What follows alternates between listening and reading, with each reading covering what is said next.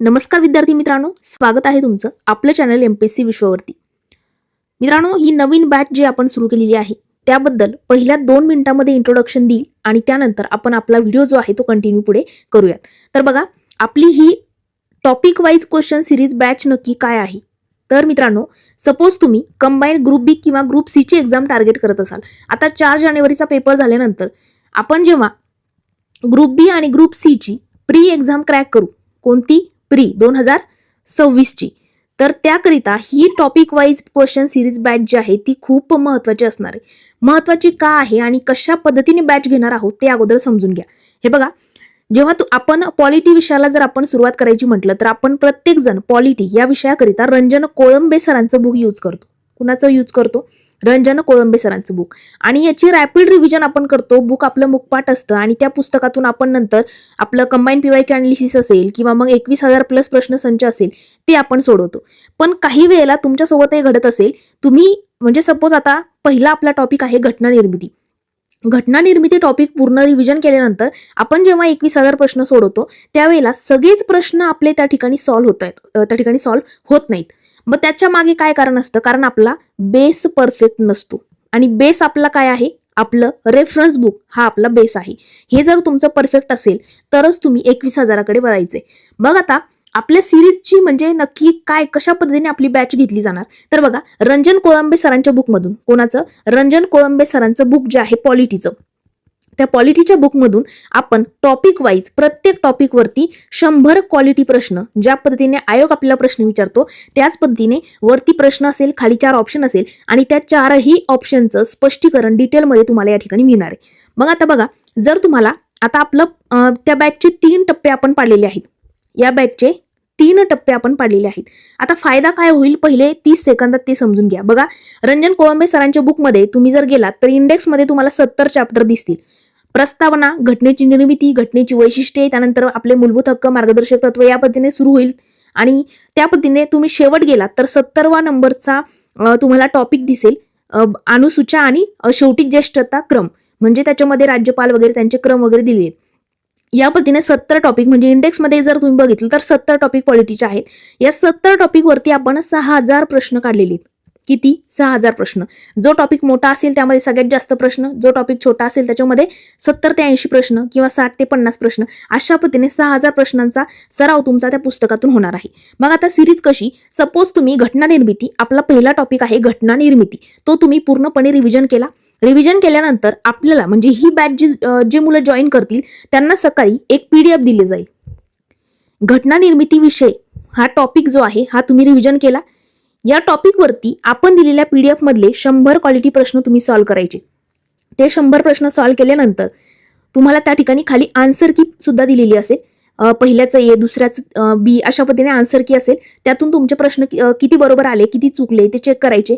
आणि त्याचं लेक्चर जे आहे, याचं लेक्चर म्हणजे अनालिसिस लेक्चर, या 100 प्रश्नांचं अनालिसिस लेक्चर तुम्हाला, आणि 4 ऑप्शनचे 4ही ऑप्शन जे आहेत, सपोज पहिला ऑप्शन आपलं बरोबर आहे त्याचं स्पष्टीकरण तर मिळेलच, पण बाकीचे 3 ऑप्शन का चुकीचे या पद्धतीचं त्याचंही स्पष्टीकरण मिळेल. आणि पुस्तकाबाहेरची काही एक्स्ट्रा माहिती असेल ती सुद्धा या स्पष्टीकरणात ऍड केलेली असेल. मग तुम्हाला करायचं काय? पहिला टॉपिक रिव्हिजन केला लायब्ररीमध्ये बसून, त्याचे 100 प्रश्न दुपारी सोडवले की संध्याकाळी लगेच त्या 100 प्रश्नांचं अनालिसिस लेक्चर आपल्या या बॅचमध्ये तुम्ही करायचे. ते अनालिसिस लेक्चर झालं की तुमचा पहिला टॉपिक पूर्णपणे लाईन टू लाईन कव्हर झालेला असेल. त्यानंतर त्या टॉपिकमध्ये कोणत्याही प्रकारचा डाऊट तुम्हाला राहणार नाही. म्हणजे अशा प्रकारे जर तुम्ही कोळंबे सरांचं पूर्ण पॉलिटीचं बुक तुमचं जर कव्हर होत असेल, 6,000 प्रश्न तुमचे सोडवून होत असेल, त्यामध्ये 70 PDF तुम्हाला मिळणार असतील, त्यासोबत तुम्हाला 70 प्लस अनालिसिसचे लेक्चर मिळणार असेल, तर 100% ही बॅच जॉईन करा. आणि या पद्धतीने आपण आपले जेवढे काही बघा, GS मध्ये आपल्याला इतिहास, भूगोल, राज्यशास्त्र, अर्थशास्त्र, सामान्य विज्ञान या 5ही विषयांच्या बॅच आपण या पद्धतीने चालवणार आहोत की प्रत्येक टॉपिकमधून 100 प्रश्न मुलांचे सॉल्व्ह करून घेणार आहोत आणि त्याचे अनालिसिस लेक्चर. आता या बॅचचे 3 आपण टप्पे पाडलेले आहेत. पहिला टप्पा, दुसरा टप्पा, तिसरा टप्पा. पहिल्या टप्प्यामध्ये सपोज तुम्हाला हा प्रश्न आहे, त्या प्रश्नाचे 4 ऑप्शन, त्यानंतर कोणतं बरोबर आहे, चूक आहे, एवढं. अशा पद्धतीचे 100 प्रश्नांचे पूर्ण 70 PDF तुम्हाला मिळतील. पहिल्या टप्प्यामध्ये काय मिळणार? बघा, 70 PDF मिळणार. ते 70 PDF फक्त त्याच्यामध्ये आन्सर की असेल आणि प्रश्न असतील, ते तुम्ही सॉल्व्ह करायचे, तुम्हीच त्याचे उत्तर शोधायचे, हे का चुकलं का बरोबर ते तुम्ही पुस्तकातून शोधायचे. तर ही बॅच तुम्हाला म्हणजे फक्त PDF हवे असेल तर 299 रुपयाला पूर्ण पॉलिटीच्या पुस्तकाची PDF मिळतील. दुसऱ्या टप्प्यामध्ये तुम्हाला हे प्रश्नाची 70 म्हणजे सकाळी तुम्हाला हे PDF मिळेल, प्लस संध्याकाळी तुम्हाला अनालिसिसचं PDF म्हणजे 7 दुने 14 140 PDF दुसऱ्या टप्प्यामध्ये तुम्हाला मिळेल, की त्याच्यासोबत स्पष्टीकरण पण मिळणार आपलं, आणि त्यामध्ये पुस्तकाबाहेरची काही एक्स्ट्रा माहिती ऍड केलेली असेल ती सुद्धा. म्हणजे हे तुम्हाला मिळणार 499 मध्ये दुसरा टप्पा. आणि तिसऱ्या टप्प्यामध्ये सकाळी तुम्हाला 70 म्हणजे एक PDF अशा पद्धतीने 70 PDF मिळणार रोज एक PDF सकाळी, ते तुम्ही सॉल्व्ह करायचं. त्यानंतर त्याचं संध्याकाळी एक अनालिसिसचं लेक्चर तुम्हाला मिळणार याच्यामध्ये. तर यामध्ये 70 अनालिसिसचे लेक्चर प्लस 70 पुन्हा रात्री अनालिसिस लेक्चरचे म्हणजे स्पष्टीकरणासोबतचे जे PDF आहे ते सुद्धा मिळणार. म्हणजे काय, तिसऱ्या याच्यामध्ये तुम्हाला 140 PDF प्लस 70 लेक्चर, आणि ही बॅच असणार आहे 999ला. यापैकी कोणता टप्पा म्हणजे कोणती बॅच तुम्हाला जॉईन करायची ती तुम्ही करू शकता. पण एकाच विषयाची म्हणजे आपण सुरुवातीला पॉलिटी सुरू केले 2026ची एक्झाम टार्गेट ठेवून, किंवा ज्या मुलांनी 2025ची प्री दिलेली आहे आणि त्यांना वाटते की आपण मेन्सला बसू, किंवा ज्यांना वाटते आपण बसत नाही त्यांना 2026च्या प्रीसाठी ही बॅच जी आहे ती 100% कामी येईल. आणि ज्यांना वाटते आपण मेन्सला बसतोय तर मेन्सला बसताय तर हे पुस्तक जे आहे पूर्ण पॉलिटी विषयावरती 6000 प्लस प्रश्न एक ना एक लाईन टू लाईन तुमचे सॉल्व्ह करून होणार आहेत. त्यानंतर आपण काही रिव्हिजन आता परत रिव्हिजन मोडला असतो आपण जेव्हा तुम्ही मेन्सला बसताय आणि आपल्याला फक्त रिव्हिजन करायची असते, त्याकरिता ही जी बॅच आहे ती प्री प्लस मेन्स दोन्हीकरिता उपयुक्त असणार आहे. आता तुम्ही लक्ष द्या, आपला हा पहिला जो व्हिडिओ आहे, पहिलं लेक्चर आहे, हे डेमो लेक्चर आहे. यामध्ये तुम्हाला कळेल की खरंच याचा फायदा होतोय का. आता हे जे PDF आहे हे PDF हे स्पष्टीकरणासोबत म्हणजे अनालिसिस विथ अनालिसिसचं PDF आहे. याच्यावरती डायरेक्टली अनालिसिस लेक्चर आपण घेतोय. आपलं टेलिग्राम चॅनल आहे MPSC विश्व, त्या टेलिग्राम चॅनलवरती अगोदर मी या 100 प्रश्नांची PDF टाकेल. जर तुम्हाला बॅच जॉईन करायची असेल अगोदर या 100 प्रश्नांची PDF टाकेल. तुम्ही घटना निर्मिती टॉपिक पूर्ण वाचा, रिव्हिजन करा, त्यातून आपले हे 100 प्रश्न सोडवा आणि आन्सर कीनुसार सगळं बघा किती उत्तर बरोबर येत आहेत, काय येत आहेत, बाहेरची काही माहिती असेल ती तर आपल्या स्पष्टीकरणाच्या PDF मध्ये असेलच. आणि त्यानंतर तुम्हाला एक स्पष्टीकरणाचं PDF सुद्धा फ्रीमध्ये मिळेल. पहिला घटना निर्मिती टॉपिकचे पहिले 100 प्रश्नांचं PDF फ्री असेल, स्पष्टीकरणाच्या 100 प्रश्नांचं PDF फ्री असेल, आणि त्याचं पहिलं लेक्चर सुद्धा युट्यूबवरती फ्री असेल. हे सगळं पहिला टॉपिक या पद्धतीने करा. अगोदर रिव्हिजन करा, नंतर आपले 100 प्रश्न सोडवा, त्यानंतर आपले 100 प्रश्नांचे स्पष्टीकरणाचं PDF बघा आणि म्हणजे अनालिसिस लेक्चर बघा, नंतर आपलं PDF बघा. किंवा मग जर तुम्ही याचे झेरॉक्स काढलेलं असेल, ह्या 100 प्रश्नांचं जर तुम्ही झेरॉक्स काढलेलं असेल तर इथेच तुम्हाला जर वाटलं नोट डाऊन करायचे, परत झेरॉक्सला पैसे घालायचे नाहीयेत, तर स्पष्टीकरणाचे PDFचे झेरॉक्स काढले नाहीत तरी चालेल, पण तरी तुम्हाला सेंड केले जाईल PDF, आणि इकडे तुम्ही लेक्चर करता एक्स्ट्रा माहिती नोट डाऊन करू शकता. या पद्धतीने जर तुमचा पूर्ण विषय कव्हर होत असेल तर 100% तुम्ही ही बॅच जॉईन करायला हवी. तर बघा, आजचं आपलं पहिलं लेक्चर आहे ज्यामध्ये पहिला प्रश्न बघा, रंजन कोळंबे सरांच्या बुकमधून हे पूर्ण क्वालिटी प्रश्न काढलेले आहेत. त्यातला पहिला प्रश्न आपला आहे की संविधान सभेच्या ऐतिहासिक मागणीबाबत खालील विधानं विचारात घ्या. MPSC प्रीच्या धर्तीवरती हा प्रश्न विचारला जाऊ शकतो. आता तुम्हाला प्रत्येक प्रश्नामध्ये हे सुद्धा सांगण्यात आलेलं आहे की हा प्रश्न प्रीला येऊ शकतो की मेन्सला येऊ शकतो, कोणत्या क्वालिटीचा प्रश्न आहे, लक्ष द्या. तर पहिला प्रश्न आहे की ऐतिहासिक मागणी जी झाली होती संविधान सभेची, तर पहिला ऑप्शन आपला आहे विधानात्मक प्रश्न आहे, जो पॅटर्न आता आयोग आपल्याला फॉलो करताना दिसते. तर 1922 मध्ये महात्मा गांधींनी संविधान सभा या शब्दाचा स्पष्ट वापर करून स्वतंत्र भारतासाठी संविधान सभेची मागणी केली, असं पहिलं ऑप्शन आहे. तर त्यानंतर दुसरा आहे 1934 मध्ये मानवेंद्रनाथ रॉय म्हणजेच M.N. रॉय यांनी सर्वप्रथम भारतासाठी संविधान सभेची कल्पना मांडली. तिसरं सेंटेन्स आहे 1938 मध्ये जवाहरलाल नेहरूंनी प्रौढ मतदानाद्वारे निवडलेल्या संविधान सभेद्वारे भारताची घटना तयार करण्याची मागणी केली.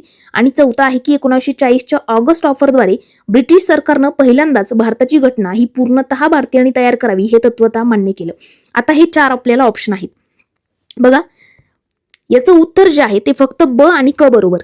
उत्तर काय आहे, फक्त ब ऑप्शन बरोबर आहे आणि क बरोबर आहे. मग अ आणि ड का चुकीचं याचं आपण आता सविस्तर स्पष्टीकरण बघू. बघा, पर्याय अ चुकीचा आहे. का? कारण 1922 मध्ये महात्मा गांधींनी मागणी केली होती, हे बरोबर आहे, म्हणजे हे अगदी योग्य आहे, पण त्यांनी संविधान सभा असा उल्लेख केला नव्हता. आणि पहिला आपल्याला बघा, पहिल्या याच्या विधानामध्ये काय दिलं होतं की शब्दाचा स्पष्ट वापर करण्यात आला नव्हता. दुसरं बरोबरच आहे, कारण एम एन रॉय यांनी 1934 मध्ये कल्पना मांडली आणि ते साम्यवादी चळवळीचे अग्रणी होते. पर्याय क बरोबर आहे, कारण 1938 मध्ये नेहरूंनी काँग्रेसच्या वतीनं प्रौढ मतदानाद्वारे आणि बाह्य प्रभावाविना घटना निर्मितीची मागणी केली होती. आणि ड का चुकीचा आहे, कारण 1940च्या ऑगस्ट ऑफरमध्ये घटना मुख्यतः भारतीयांनी तयार करावी असं म्हटलं होतं, तत्वतः नाही. इथं आपल्याला काय दिले बघा, ऑगस्ट ऑफरद्वारे ब्रिटिश सरकारनं पहिल्यांदाच भारताची घटना ही पूर्णतः भारतीयांनी तयार करावी हे त्या ठिकाणी मान्य केलं, हे तत्व मान्य केलं. तर पूर्णतः भारतीयांनी तयार करावी हे तत्व मान्य केलं गेलं नव्हतं. 1940ची जी ऑगस्ट ऑफर होती त्या ऑगस्ट ऑफरमध्ये घटना मुख्यतः भारतीयांनी तयार करावी हे मान्य केलं होतं. आणि 1942च्या क्रिप्स योजनेमध्ये घटना पूर्णतः भारतीयांनी तयार करावी हे मान्य करण्यात आलं होतं. आता ह्या दोन प्रश्नामध्ये आपण जरी वारंवार वाचतो तरी आपल्याला आयोगाच्या पेपरमध्ये कन्फ्युजन होतं. तर इथे लक्ष द्या, जी 1942ची क्रिप्स योजना आहे त्यामध्ये आता इथे सालानुसारच आपण लक्षात ठेवू म्हणजे लवकर लक्षात येईल. 1940ची ऑगस्ट ऑफर आणि 1942ची क्रिप्स योजना म्हणजे 2 वर्षानंतर आलेली. 1940च्या ऑगस्ट ऑफरमध्ये घटना ही मुख्यतः हा शब्द लक्षात ठेवायचा. 1940ची ऑगस्ट ऑफर मुख्यतः, आणि त्यानंतर 1942ची क्रिप्स योजना घटना पूर्णतः भारतीयांनी. तर लक्षात द्या, क्रिप्स योजना जी आहे ती पूर्णतः भारतीयांनी, आणि ऑगस्ट ऑफर आता लक्षात असं ठेवा, ऑगस्टमध्ये जास्त म्हणजे मुख्यतः कोणते मुलं जन्माला येतात म्हणतो आपण एकदम हुशार असणारे, तर ते असं या सेंटेन्समुळे ते लक्षात राहील, तुमच्या लक्षात ठेवा. दुसरा प्रश्न, संविधान सभेच्या रचनेबाबत खालीलपैकी कोणतं विधान अयोग्य आहे असं विचारले. ज्या वेळेला अशा पद्धतीचा प्रश्न विचारला जातो, विधानात्मक प्रश्न असतो, त्यावेळेला विधान योग्य, अयोग्य, चूक, अचूक या प्रश्नाला, या वाक्याला म्हणजे या शब्दाला गोल करायचं आहे. बघा इथे अयोग्य विधानं विचारलेली आहेत. कॅबिनेट मिशन प्लॅननुसार संविधान सभेची एकूण सदस्य संख्या 389 निश्चित करण्यात आली होती. अगदी बरोबर आहे. संविधान सभेच्या जागांचं विभाजन शीख, मुस्लिम आणि साधारण अशा 3 मुख्य गटांमध्ये करण्यात आलं होतं का? तर हे पण बरोबर आहे. तिसरे, संविधान सभेचे सदस्य प्रत्यक्ष प्रौढ मतदानाच्या आधारे निवडले गेले होते. हे अयोग्य. का अयोग्य? कारण संविधान सभेची निवडणूक प्रत्यक्ष नव्हती, काय होती? अप्रत्यक्षपणे एकल संक्रमणीय मतदाराद्वारे प्रमाणशीर आता इथे पण मुलं कुठे कुठे कन्फ्यूज होतात आणि आयोग आपल्याला कुठे कन्फ्यूज करतो हे लक्षात घ्या. अप्रत्यक्षपणे आणि प्रमाणशीर या 2 शब्दामध्ये आपल्याला आयोग कन्फ्यूज करतो. इथे टाकणार अप्रत्यक्षपणे अप्रमाणशीर, प्रत्यक्षपणे अप्रमाणशीर, अप्रत्यक्षपणे प्रमाणशीर, अप्रत्यक्षपणे प्रमाणशीर हे 2 शब्द लक्षात ठेवायचे. इथे मुलं कन्फ्यूज होतात. आता बघा, त्यामुळे तिसरं या ठिकाणी अयोग्य विधान आहे, म्हणजे योग्य उत्तर 3 पण अयोग्य विधान आहे लक्षात ठेवायचं. संस्थानिकांच्या 93 जागा भरल्या जाऊ शकल्या नाहीत कारण त्यांनी सभेपासून लांब राहण्याचा निर्णय घेतला. तर हे पण बरोबर आहे. तर स्पष्टीकरण आपण बघू. बघा, पहिलं ऑप्शन, एकूण 389 सदस्यांपैकी 292 ब्रिटिश प्रांताचे, 93 संस्थानिकांचे आणि 4 चीफ कमिशनर प्रांताचे प्रतिनिधी होते. नंतर या 4 याच्यामध्ये कोण कोण होतं? तर ABCD आपण लक्षात ठेवलं होतं. मागच्या वेळेला पण लेक्चर जेव्हा आपण कंबाईन PYQ अनालिसिसचं घेतलं त्यावेळेला सांगितलं होतं. अजमेर, ब्रिटिश बलुचिस्तान, कुर्ग आणि त्या ठिकाणी दिल्ली या पद्धतीने त्याचं ते 4 चीफ कमिशनरचे प्रांत होते. त्यानंतर पुढे, सर्व समुदायांना प्रतिनिधित्व मिळवण्यासाठी जागांचं विभाजन शीख, मुस्लिम आणि साधारण या 3 गटात केलं होतं. हे पण बरोबर, आणि हे तर आपण आताच बघितलं, अप्रत्यक्ष आणि प्रमाणशीर प्रतिनिधित्व. आणि त्यानंतर संस्थानिकांनी सुरुवातीला संविधान सभेमध्ये भाग न घेण्याचा निर्णय घेतल्यामुळे 93 जागा ज्या आहेत त्या रिक्त राहिल्या होत्या. तिसरा प्रश्न आहे, संविधान सभेच्या कामकाजाच्या संदर्भात योग्य जोड्या लावायच्या आहे. त्यामध्ये तात्पुरते अध्यक्ष, कायमस्वरूपी अध्यक्ष, घटनात्मक सल्लागार आणि कायदेमंडळाचे अध्यक्ष कितीतरी वेळेस आयोगाने प्रश्न विचारून झालाय. तात्पुरते अध्यक्ष कोण आहेत? तर आता बघा, एक सेकंद, इथे आपल्याला तारखा पण आयोग विचारतो, एकदम डिटेलमध्ये तुम्हाला समजून सांगते. आता संविधान सभेच्या कामकाजाच्या संदर्भात योग्य जोड्या आपल्याला विचारलेल्या आहे. तर तात्पुरते अध्यक्ष हे सच्चिदानंद सिन्हा होते. कायमस्वरूपी हे प्रत्येकाला माहिती आहे, डॉक्टर राजेंद्र प्रसाद. घटनात्मक सल्लागार सर BN राव आणि कायदेमंडळाचे अध्यक्ष म्हणून GV मावळणकर यांची नियुक्ती करण्यात आली होती. आता आपण इथे एलिमिनेशन मेथड कशी वापरली जाते हे तुम्हाला इथे सांगते. बघा, तात्पुरते अध्यक्ष, जरी तुम्हाला तात्पुरते अध्यक्ष माहिती नाही, कायमस्वरूपी माहिती आहे, तात्पुरते आपल्याला माहिती नाही, घटनात्मक सल्लागार माहिती आहे आणि कायदेमंडळाचे अध्यक्ष माहिती नाही, कसा प्रश्न सोडवायचा बघा. कायमस्वरूपी अध्यक्ष 101% बचं क आहे माहिती आहे, बचं क म्हणजे बचं 3 उत्तर आहे माहिती आहे. तर इथं बचं 2 आहे, गेला ऑप्शनच गेला हा. इथे बचं काय? इथे बचं 4 आहे, गेला ऑप्शन. राहिले 2, आलो आपण 50-50 वरती, म्हणजे 50% उत्तरापर्यंत आलो. दुसरे घटनात्मक सल्लागार. घटनात्मक सल्लागार आपल्याला माहिती. कचं उत्तर काय? सर बी एन राव हे घटनात्मक सल्लागार होते, प्रत्येकाला माहिती. कचं 4.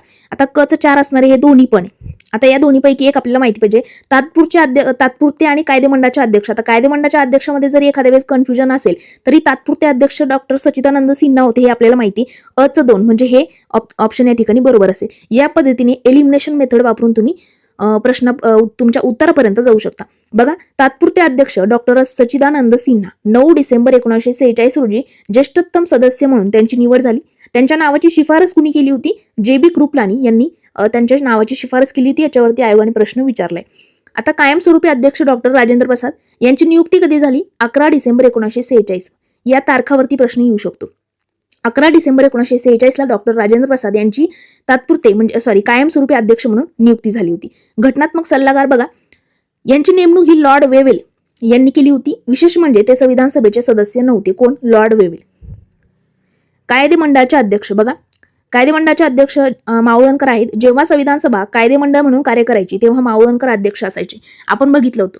जेव्हा आपल्याला तात्पुरती कायदेमंडळ म्हणून पण आपली संविधान सभा बसायची, त्यावेळेला जेव्हा कार्यकारी मंडळाचं काम चालायचं तेव्हा डॉक्टर राजेंद्र प्रसाद हे अध्यक्ष असायचे. आणि जेव्हा कायदेमंडळ म्हणजे कायदा बनवण्याचं काम, त्याची अंमलबजावणी करण्याचं काम चालायचं, त्यावेळेला मावळणकर अध्यक्ष म्हणून बसायचे. 4था प्रश्न, उद्देश पत्रिकेसंदर्भात खालील विधान अभ्यासा. बघा, जवाहरलाल नेहरूंनी 13 डिसेंबर 1946 रोजी संविधान सभेमध्ये उद्देश पत्रिका मांडली. आपल्याला विधान बघा वरील. आता कधी कधी आपल्याला आयोग काय करतो, वरतीच सांगतो की विधान योग्य अयोग्य चूक अचूक ओळखा, हे वरतीच तो शब्द दिलेला असतो. कधी कधी फक्त खालचे विधान वाचा सांगतो, 3 विधानं देतात आणि खाली सांगतात की योग्य की अयोग्य ओळखायचे. जसं या पद्धतीने इथे विचारले, वरीलपैकी सत्य विधान ओळखायचे. बरोबर? तर बघा, पहिलं बरोबर आहे. त्यानंतर दुसरं, या पत्रिकेमध्ये घटनात्मक संरचनेची मूल तत्व आणि तत्वज्ञान देण्यात आलं होतं. बरोबर. 26 नोव्हेंबर 1949 रोजी संविधान सभेने या उद्देश पत्रिकाचा स्वीकार केला. हे पूर्णपणे चुकीचे. ही तारीख आपल्याला झोपेतून विचारली उठून तरी सांगायला त्या ठिकाणी आली पाहिजे. लक्षात ठेवायचं. 22 जानेवारी 1947. 22 जानेवारी 1947 रोजी त्या ठिकाणी ती प्रास्ताविका जी उद्देश पत्रिका 13 डिसेंबर 1946 ला जवाहरलाल नेहरूंनी दिली होती, तिचा स्वीकार जो आहे तो कधी करण्यात आला? 22 जानेवारी 1947 ला.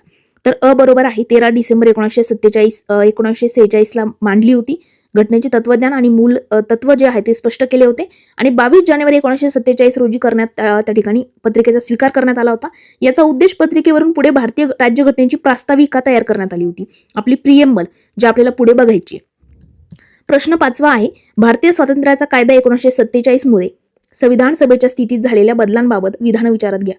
काय? भारतीय स्वातंत्र्याचा कायदा कोणता? 1947. यामुळे संविधान सभेच्या स्थितीत झालेल्या बदलांवर कोणकोणते बदल झाले होते हे आपल्याला विचारले. मेन्सच्या स्वरूपात GS ला प्रश्न विचारला जाऊ शकतो. या पद्धतीने इकडे मी दिलेले. तर संविधान सभेला पूर्ण सार्वभौम दर्जा देण्यात आला का? तर बघा, योग्य.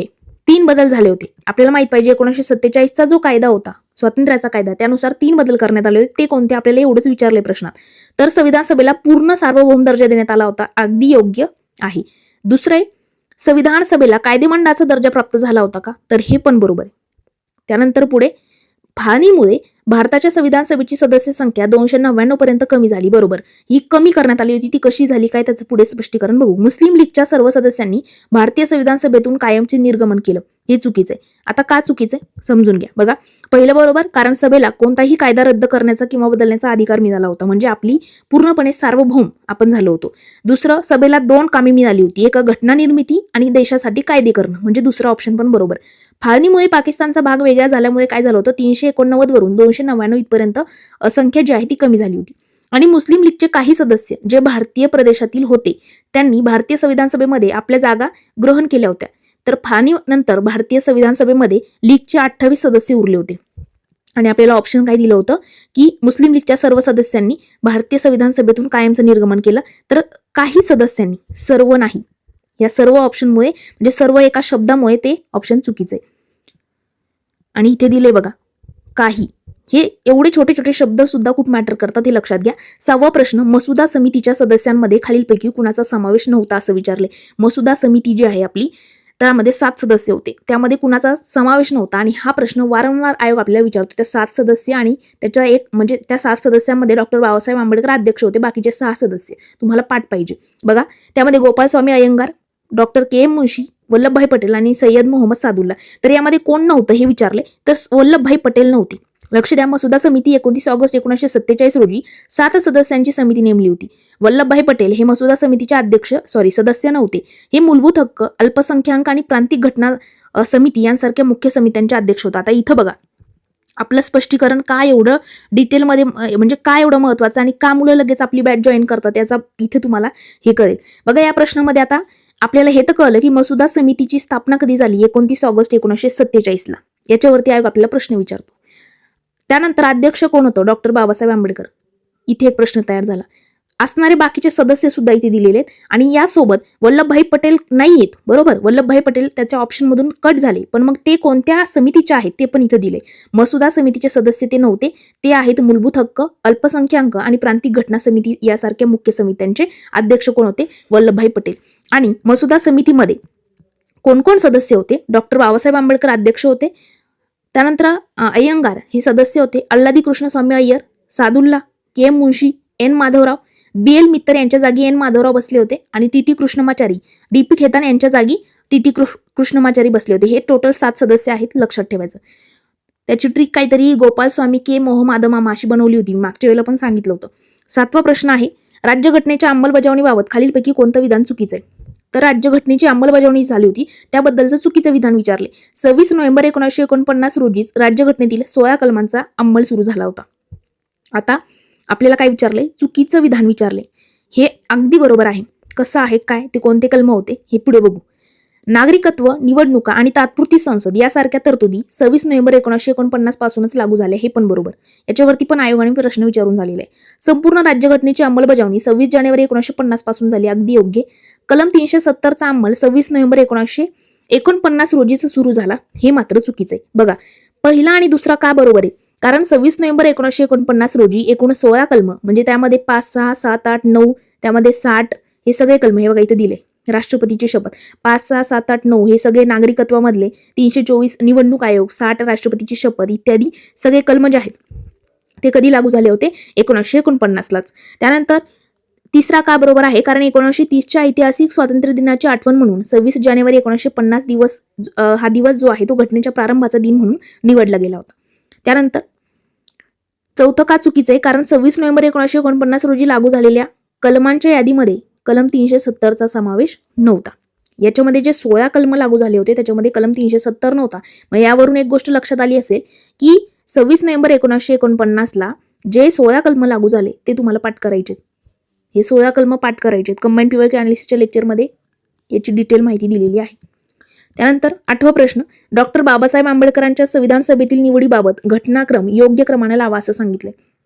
बॉम्बे प्रांतातून पराभव, नंतर बंगाल प्रांतातील जेसर खुलना मतदारसंघातून निवड, फाळणीमुळे सदस्यत्व रद्द झालं, मग क्षेत्र पाकिस्तानामध्ये गेलं होतं त्यामुळे त्यांचं सदस्यत्व रद्द झालं होतं. नंतर M.R. जयकर यांनी राजीनामा दिल्यानंतर बॉम्बे येथून पुन्हा निवड. आता हे आपल्याला घटनाक्रमानुसार घटनाक्रम योग्य क्रमाने लावा. आता आपल्याला याला काही इथं साल लक्षात ठेवायचे आहेत का, नाही, पण ती घटना कधी झाली, काय झाली हे आपल्याला एक फ्लो मध्ये, जसं आपण समाज सुधारक बघतो, अगोदर नाना जन्माला आले, नंतर आपण बघितलं बाळशास्त्री जांभेकर, असे ज्या पद्धतीने आपण स्टेप बाय स्टेप जातो तेव्हाच आपल्याला लक्षात येतं की यांच्यानंतर हे आले, यांच्यानंतर हे आले, म्हणजे यांच्या काळात हे नसतील. त्या पद्धतीनेच म्हणजे साल आपल्याला आयोग डायरेक्टली विचारत नाही. जरी एखाद्या वेळेला विचारलंच तर ते एखादी समिती वगैरे त्याचेच आपल्याला त्या ठिकाणी डेट वगैरे विचारली जाते. तर आता आपल्याला क्रम लावायचा आहे. पहिला आता याचा क्रम जो आहे तो हाच जो दिलेला क्रम आहे हाच बरोबर आहे. कारण बघा, सुरुवातीला त्यांनी बॉम्बे प्रांतातून विरोधामुळे ते निवडून आले होते. काय, बॉम्बे प्रांतातून विरोधामुळे ते निवडून येऊ शकले नव्हते. नंतर मग त्यांनी बंगालमधील दलित नेत्यांच्या मदतीनं जेसर खुलना मधून त्या ठिकाणी ते निवडून आले. मग फाळणी झाली आणि फाळणीमुळे तो भाग जो होता तो पूर्व पाकिस्तानमध्ये गेला आणि त्यांचं सदस्यत्व जे होतं ते रद्द झालं. मग त्यांच्या कार्याची निवड पाहून M.R. जयकर जे होते यांनी राजीनामा दिला आणि जुलै 1947 मध्ये त्या ठिकाणी पुन्हा बॉम्बेमधून संविधान सभेवरती ते निवडून आले होते. हाच क्रम जो प्रश्न दिलेला आहे तो बरोबर होता. आता 9वा प्रश्न आहे की संविधान सभेतील महिला सदस्यांबाबत खालीलपैकी कोणतं विधान सत्य आहे, बरोबर विधान विचारले. बघा, संविधान सभेत एकूण 15 महिला होत्या, बरोबर आहे का, बरोबर. दक्ष आणि वेलायुधन या संविधान सभेतील एकमेव दलित महिला सदस्य होत्या, बरोबर. दलित होत्या. दक्ष आणि वेलायुधन दलित, द आहे लक्षात लगेच राहत. बेगम रसूल ज्या आहेत एकमेव मुस्लिम महिला सदस्य होत्या, हे पण बरोबर. आणि वरील सर्व विधानं सत्य आहेत. यस, सगळी विधानं सत्य आहेत. बघा, संविधान सभेच्या 299 सदस्यांमध्ये 15 महिला होत्या. उदाहरणार्थ सरोजिनी नायडू, राजकुमारी, अमृत कौर, सहसा मेहता आणि बाकीच्या भरपूर आहेत, मालती चौधरी वगैरे. त्यांचे सगळ्यांचे नावं जे आहेत ते आपल्या कंबाईंड पीवाय अनालिसिस लेक्चरमध्ये सुद्धा मी सांगितले होते. म्हणजे आता लक्षात घ्या, तुम्हाला अभ्यास जसा तुम्ही घटना निर्मिती पहिला टॉपिक वाचला त्यात काय लक्षात ठेवायचं हे तुम्हाला या प्रश्नातून कळेल. तुम्हाला ह्या 15 महिलांचे नावं, त्यापैकी 9 होत्या आपल्या संविधान सभेत, त्यांचे नावं, त्या 9 महिलांचे तर पाठच करायचे. नंतर बघा, दक्ष आणि वेलायुधन या एकमेव दलित महिला होत्या. बेगम रसूल ह्या मुस्लिम होत्या. बाकीच्यांबद्दल पण लक्षात ठेवा. आपल्याला आयोगाने प्रश्न विचारला तर सरोजिनी नायडू यांच्याबद्दल, त्यांचे प्रांत सुद्धा विचारले जातात, मध्य प्रांत, संयुक्त प्रांत वगैरे, हे लक्षात ठेवायचं. 10वा प्रश्न आहे की संविधान सभेच्या संदर्भामध्ये खालील काही विशेष तथ्यांची पडताळणी करा. आता संविधान सभेचे चिन्ह हत्ती हे होतं. त्यानंतर आहे प्रेम बिहारी नारायण रायजादा जे आहेत यांनी भारतीय घटनेचे हस्तलिखित इंग्रजीमध्ये लिहिलं, हे पण बरोबर. नंदलाल बोस यांनी राज्यघटनेच्या हस्तलिखिताच्या प्रत्येक पानाची चित्ररूप सजावट केली, सजावटीचं काम नंदलाल बोस, बरोबर. राज्यघटना तयार करण्यासाठी एकूण 64 लाख रुपये खर्च आला, हे पण बरोबर. आता बघा, संविधान सभेच्या अधिकृत सील चिन्ह जे आहे ते काय होतं, हत्ती होतं. प्रेम बिहारी रायजादा यांनी 6 महिने लावून सुंदर हस्ताक्षरामध्ये इंग्रजी प्रत लिहिली होती. आणि हिंदी वसंत वैद्य यांचं नाव पण लक्षात ठेवायचं आहे. नंतर शांतिनिकेतन नंदलाल बोस आणि त्यांच्या विद्यार्थ्यांनी सजावटीचं काम केलं. त्यांनी ऐतिहासिक आणि सांस्कृतिक चित्र काढली होती. 2 वर्ष 11 महिने 18 दिवसांच्या कालावधी या कामासाठी एकूण 64 लाख रुपये खर्च आला. आता यावरून हे लक्षात ठेवा की याच्यावरती पण प्रश्न येऊन गेलाय. 2 वर्ष 11 महिने 18 दिवसांवरती प्रश्न येऊन गेलाय. 11वा प्रश्न आहे, संविधान सभेच्या रचनेतील जागांच्या वाटपाबाबत खालील विधानं विचारात घ्या. प्रत्येक प्रांताला आता आपल्याला विधानं विचारात घ्या एवढं सांगितले. मग त्यामध्ये कोणतं बरोबर कोणतं चूक हे आपल्याला ऑप्शनमध्ये दिलेलं आहे. पहिलं विधान आहे, प्रत्येक प्रांताला आणि संस्थानाला त्यांच्या लोकसंख्येच्या प्रमाणामध्ये जागा देण्यात आल्या होत्या, एकदम बरोबर. 10 लाख लोकसंख्येमागे किती जागा होत्या वगैरे, हे बघा. साधारणतः दर 10 लाख लोकसंख्येमागे 1 जागा असं प्रमाण निश्चित करण्यात आलं होतं, अगदी बरोबर आहे. ब्रिटिश प्रांतांना दिलेल्या 296 जागांपैकी 292 जागांचे प्रतिनिधी 11 प्रांतातून तर 4 प्रतिनिधी मुख्य आयुक्तांच्या प्रांतातून त्या ठिकाणी दिले होते, हे पण बरोबर. तर सर्व विधानं या ठिकाणी बरोबर आहेत. बघा, लोकसंख्या हा जागा वाटपाचा मुख्य आधारच होता. साधारण 10 लाख लोकसंख्येमागे 1 सदस्य याप्रमाणे प्रमाण ठेवलं होतं. एकूण 296 ब्रिटिश जागांपैकी 292 जागा, आता हे लक्षात ठेवायचं, 296 ब्रिटिश जागांपैकी 292 जागा 11 प्रांताच्या होत्या, तर 4 जागा दिल्ली, अजमेर, मारवाड, कुर्ग आणि ब्रिटिश बलुचिस्तान, हे वरती आपण आता वाचले ते 4 प्रांत. 12वा प्रश्न, संविधान सभेच्या पहिल्या बैठकीबाबत 9 डिसेंबर 1946 ला जी पहिली बैठक झाली त्याच्याबद्दल चुकीचं विधान विचारले. यामध्ये बघा, या बैठकीवरती मुस्लिम लीगनं बहिष्कार टाकला होता का, बरोबर. या बैठकीला एकूण 389 सदस्य, चुकीचं आहे. 389 सदस्य नव्हते, 207 आयोगाने उत्तर दिले, 207 किंवा 208 याच्यापैकी जे ऑप्शन मध्ये असेल ते टिक करायचं. संविधान सभेचे बघा, सभेचे सर्वात ज्येष्ठ सदस्य डॉक्टर सच्चिदानंद सिन्हा जे आहेत यांनी हंगामी अध्यक्ष म्हणून त्या ठिकाणी त्यांची निवड झाली का, तर हे पण बरोबर. ही निवड फ्रेंच पद्धतीला, सॉरी इथे आपल्याला चुकीचं विधान विचारले. आपण बघितलं, पहिलं बरोबर आहे, दुसरं चूक, तिसरं बरोबर. ही निवड फ्रेंच पद्धतीला अनुसरून करण्यात आली होती का, फ्रेंच पद्धतीला, बरोबर. बघा, मुस्लिम लीगनं स्वतंत्र पाकिस्तान मागणीसाठी पहिला बैठक जी होती आपली 9 डिसेंबर 1946 ही तारीख लक्षात ठेवा. त्याच्यावरती मुस्लिम लीगनं बहिष्कार टाकला होता. पहिल्या बैठकीला केवळ 211 सदस्य उपस्थित होते. काही पुस्तकामध्ये 207 किंवा 208 असा उल्लेख आहे, परंतु अधिकृतरित्या 211 सदस्य हजर होते, हे लक्षात ठेवायचं. आणि तिसरा आणि चौथा, ज्येष्ठता हा निकष लावून सिन्हा यांची निवड ही प्रथा फ्रान्सच्या संसदेमध्ये पाळली गेली होती. हे एकच सेंटेन्स आपल्याला पॉलिटीमध्ये दिलेले आहे की फ्रेंच पद्धतीला अनुसरून ज्येष्ठतम सदस्य म्हणून डॉक्टर सच्चिदानंद सिन्हा यांची हंगामी अध्यक्ष म्हणून निवड केली. त्याच्यावर 2 ऑप्शन बनवलेले, लक्षात द्या. त्यानंतर 13वा प्रश्न आहे की संविधान सभेच्या उपाध्यक्षपदाबाबत योग्य माहिती निवडायची. तर पहिला आहे की एस सी मुखर्जी हे संविधान सभेचे एकमेव उपाध्यक्ष होते, चुकीचे. 2 उपाध्यक्ष होते, हे लक्षात घ्या. व्ही टी कृष्णमाचारी हे देखील संविधान सभेचे उपाध्यक्ष म्हणून निवडले गेले होते. आपल्याला काय विचारलेलं आहे, तर बरोबर विधान, योग्य माहिती निवडायची, बरोबर आहे. संविधान सभेला 2 उपाध्यक्ष होते का, तर यस. तर हे बघा, ब आणि क बरोबर. पर्याय अ चुकीचा आहे, कारण संविधान सभेला एकच नाही तर 2 उपाध्यक्ष होते. ब आणि क बरोबर, कारण एस सी मुखर्जी आणि व्ही टी कृष्णमाचारी हे दोघेही उपाध्यक्ष होते. या दोघांची नावं लक्षात ठेवायची, काय, एच सी मुखर्जी आणि व्ही टी कृष्णमाचारी. असं लक्षात ठेवा. HC आणि VT असं लक्षात ठेवा. HCVT दोघंही काय होते? उपाध्यक्ष होते. 14वा प्रश्न आहे, उद्देश पत्रिकेमध्ये खालीलपैकी कोणत्या मूल्यांचा तत्वांचा समावेश नव्हता असं विचारले. तत्वांचा मूल्यांचा समावेश नव्हता असं विचारले. तर बघा, भारत एक स्वतंत्र, सार्वभौम आणि प्रजासत्ताक देश असेल. बरोबर, हे तिन्ही शब्द त्यांनी वापरले होते. अल्पसंख्याक, मागासलेले आणि आदिवासी क्षेत्र आणि दलितांसाठी पुरेशी संरक्षण त्या ठिकाणी दिले जातील, हे पण बरोबर. भारताला समाजवादी आणि धर्मनिरपेक्ष राष्ट्र बनवणं हे चुकीचे, कारण समाजवादी आणि धर्मनिरपेक्ष हे शब्द मूळ उद्देश पत्रिकेमध्ये किंवा घटनेमध्ये कधीच नव्हते. बघा, 42वी घटनादुरुस्ती 1900 त्या ठिकाणी 76 झाली आणि त्यानुसार आपल्याला समाजवादी, धर्मनिरपेक्ष आणि एकात्मता हे शब्द ऍड करण्यात आले होते. हे लक्षात घ्या. जागतिक शांतता आणि मानवी कल्याणाला प्रोत्साहन देणं, ह्या गोष्टी तर बेसिक आहे, हे सगळं असणारच उद्देश पत्रिकेमध्ये. फक्त समाजवादी, धर्मनिरपेक्षता हे दोन शब्द जे आहेत हे नंतर ऍड करण्यात आले होते 42व्या घटना दुरुस्तीनुसार. 15वा प्रश्न, माउंट बॅटन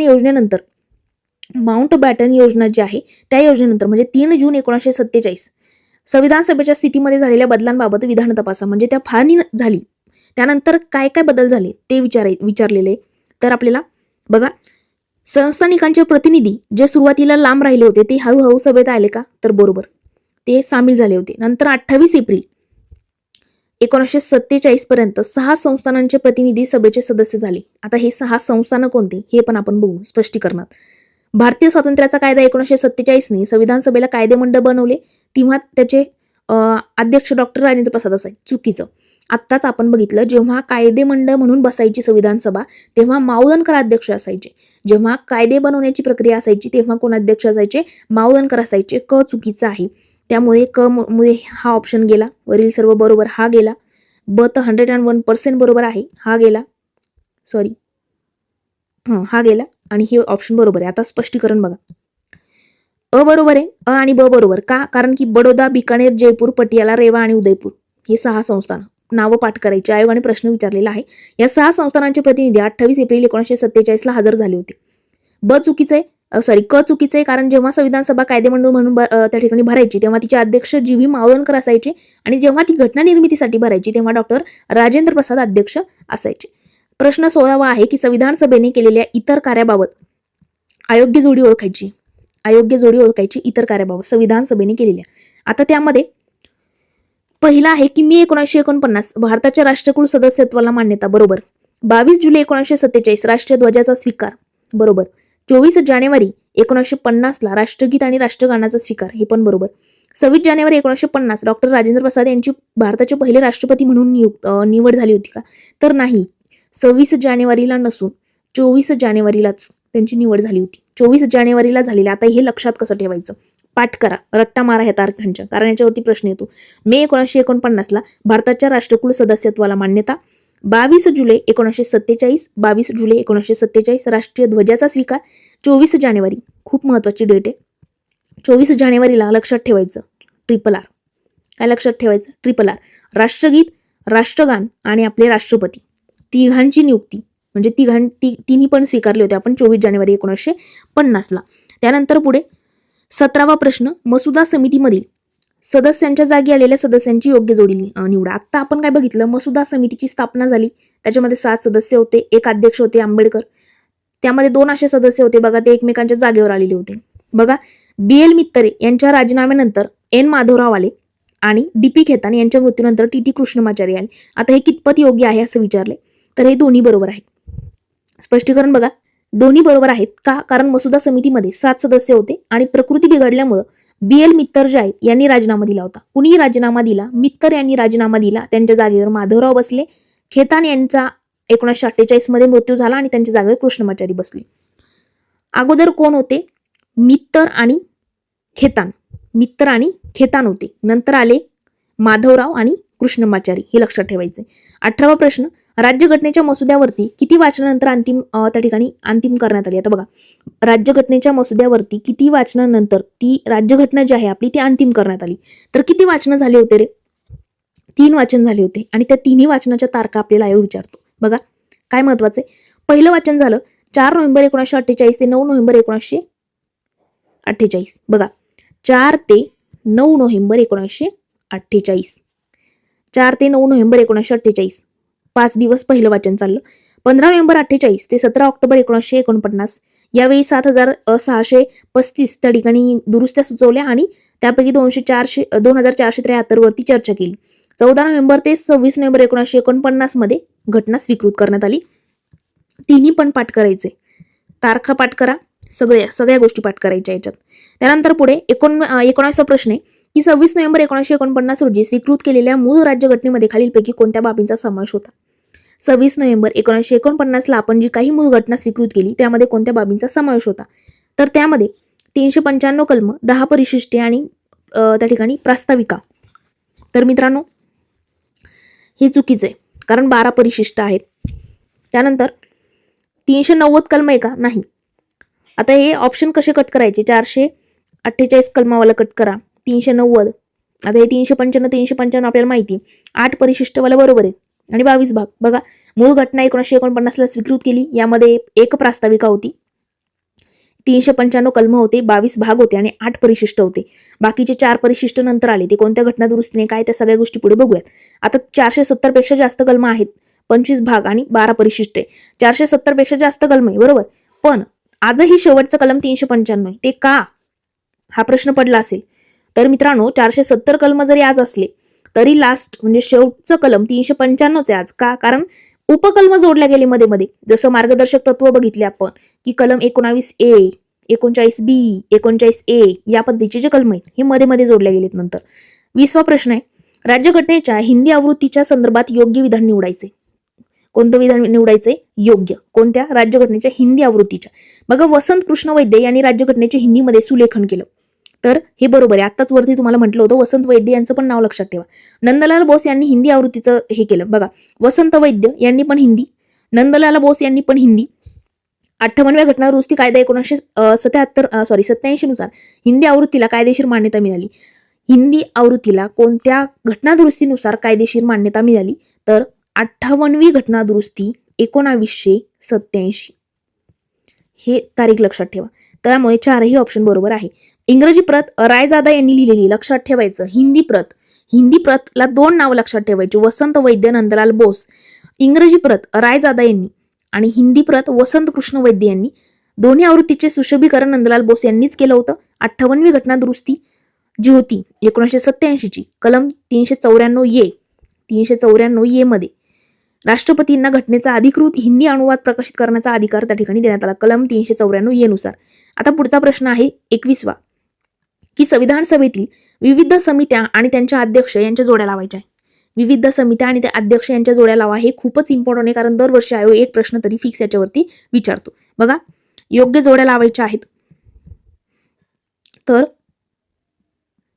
संघराज्य अधिकार समिती. तर मित्रांनो, संघराज्य अधिकार समिती याचे अध्यक्ष जवाहरलाल नेहरू होते. त्यानंतर प्रांतिक घटना समितीचे सरदार वल्लभभाई पटेल होते. आता इथे थोडंसं मिस्टेक नाही म्हणता येणार, इथे थोडासा गॅप पाहिजे होता, तो नाहीये. संघराज्य अधिकार समिती जवाहरलाल नेहरू लक्षात ठेवा. त्यानंतर प्रांतिक घटना समिती सरदार वल्लभभाई पटेल लक्षात ठेवा. सुकाणू समितीचे राजेंद्र प्रसाद. तर मूलभूत हक्क उपसमिती जे बी कृपलानी आणि मूलभूत हक्क समितीचे कोण? सरदार वल्लभभाई पटेल. वरतीच आपण बघितलं. त्यानंतर पुढे स्पष्टीकरण बघू. तरी पण संघराज्य अधिकार समिती जवाहरलाल नेहरू हे संघराज्य शब्दाशी संबंधित बहुतेक समित्यांचे अध्यक्ष होते, हे लक्षात ठेवायचं. बहुतेक, जिथे काही संघराज्य येईल तिथं पंडित नेहरूंचं नाव घ्यायचं. प्रांतिक घटना समिती सरदार पटेल यांनी प्रांताच्या एकत्रीकरणाचं काम केलं, त्यामुळे ते समितीचे अध्यक्ष होते. सुकाणू समिती राजेंद्र प्रसाद हे सभेचे अध्यक्ष असल्यामुळे सभेचं कामकाज चालवणाऱ्या समितीचे ते अध्यक्ष होते. मूलभूत हक्क उपसमिती जे बी कृपलानी हे उपसमितीचे अध्यक्ष. तर मुख्य सल्लागार समितीचे अध्यक्ष सरदार पटेल. बघा, वरतीच सांगितलं होतं सरदार वल्लभभाई पटेल.